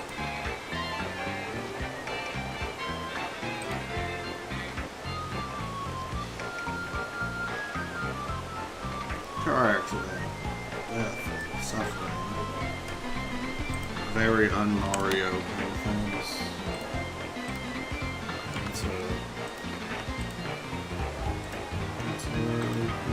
give a little bit.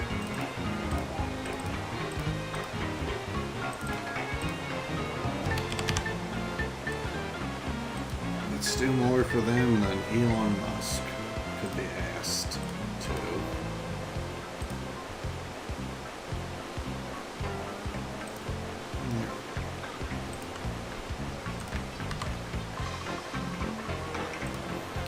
And we'll share this on X.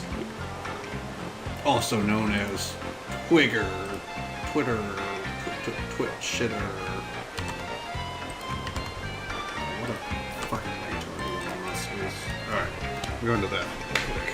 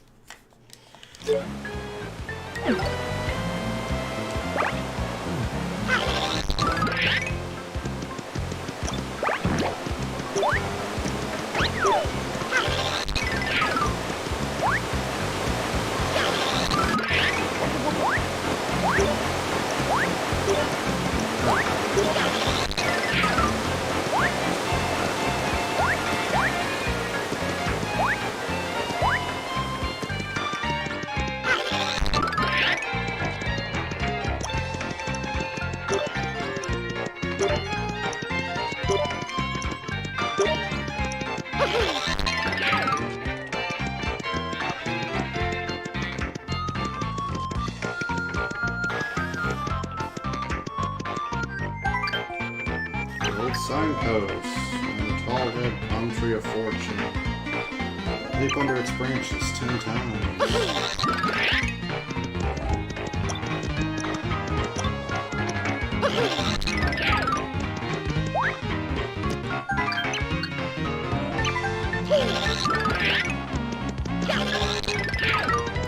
Where was there a red palm tree?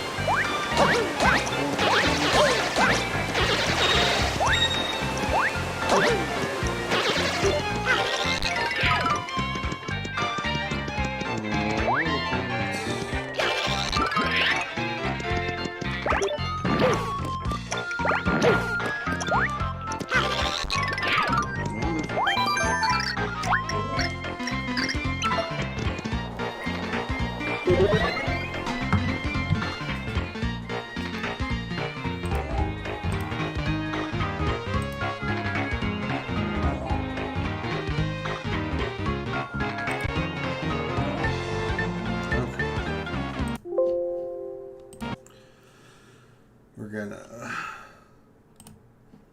stop the run right there. Gonna keep in mind that there are, lots of people out there in the world who,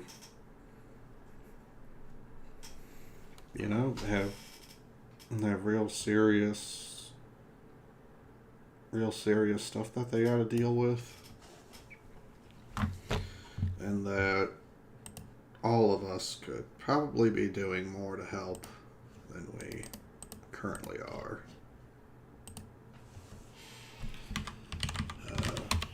Just to close us off, just because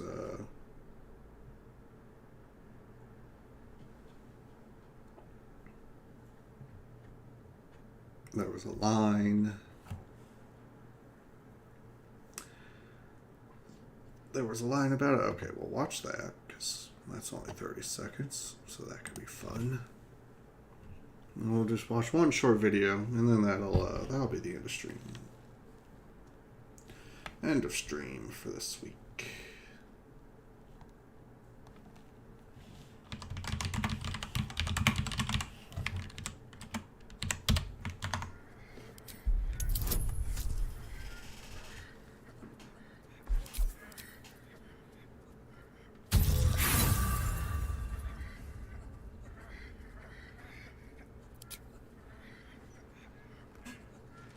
Witnesses sent by my lord to observe my craft. Witness my becoming.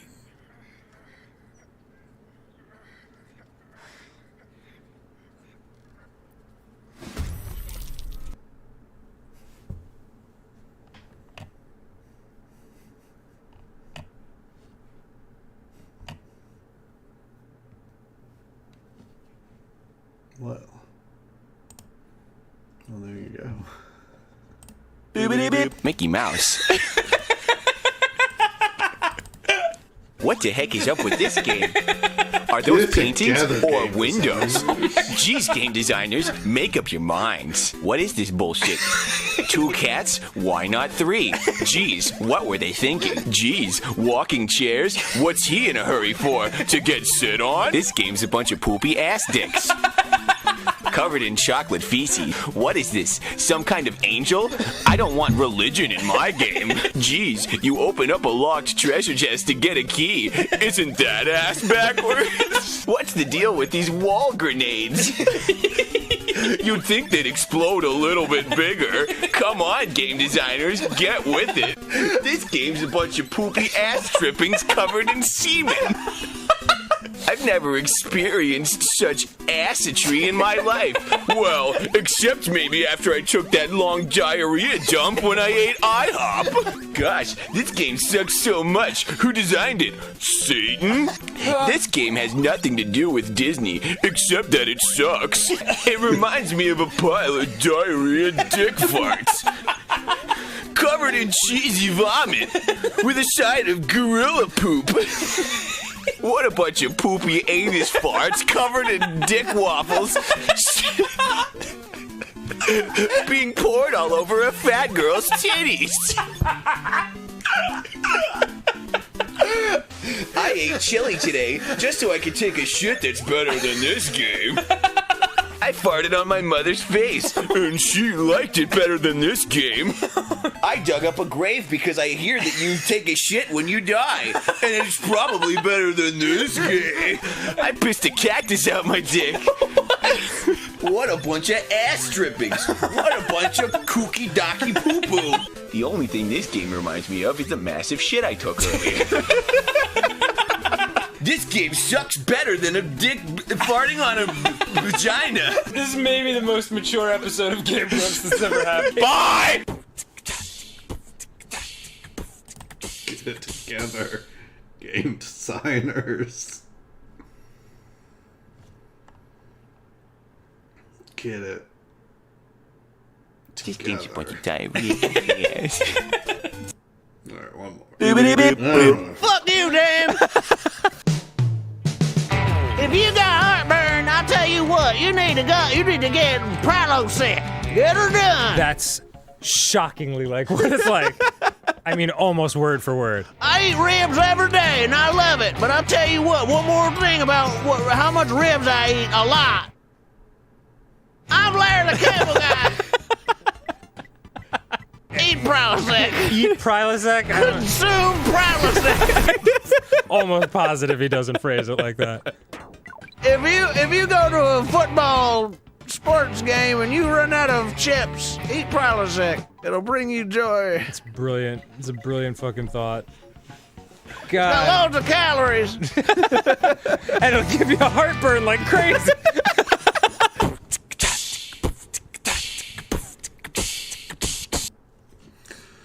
All right. Good time. Wow, jeez. Get it together, dolphin designers. What were they thinking? Blah. Anyway. Oh my goodness. All right.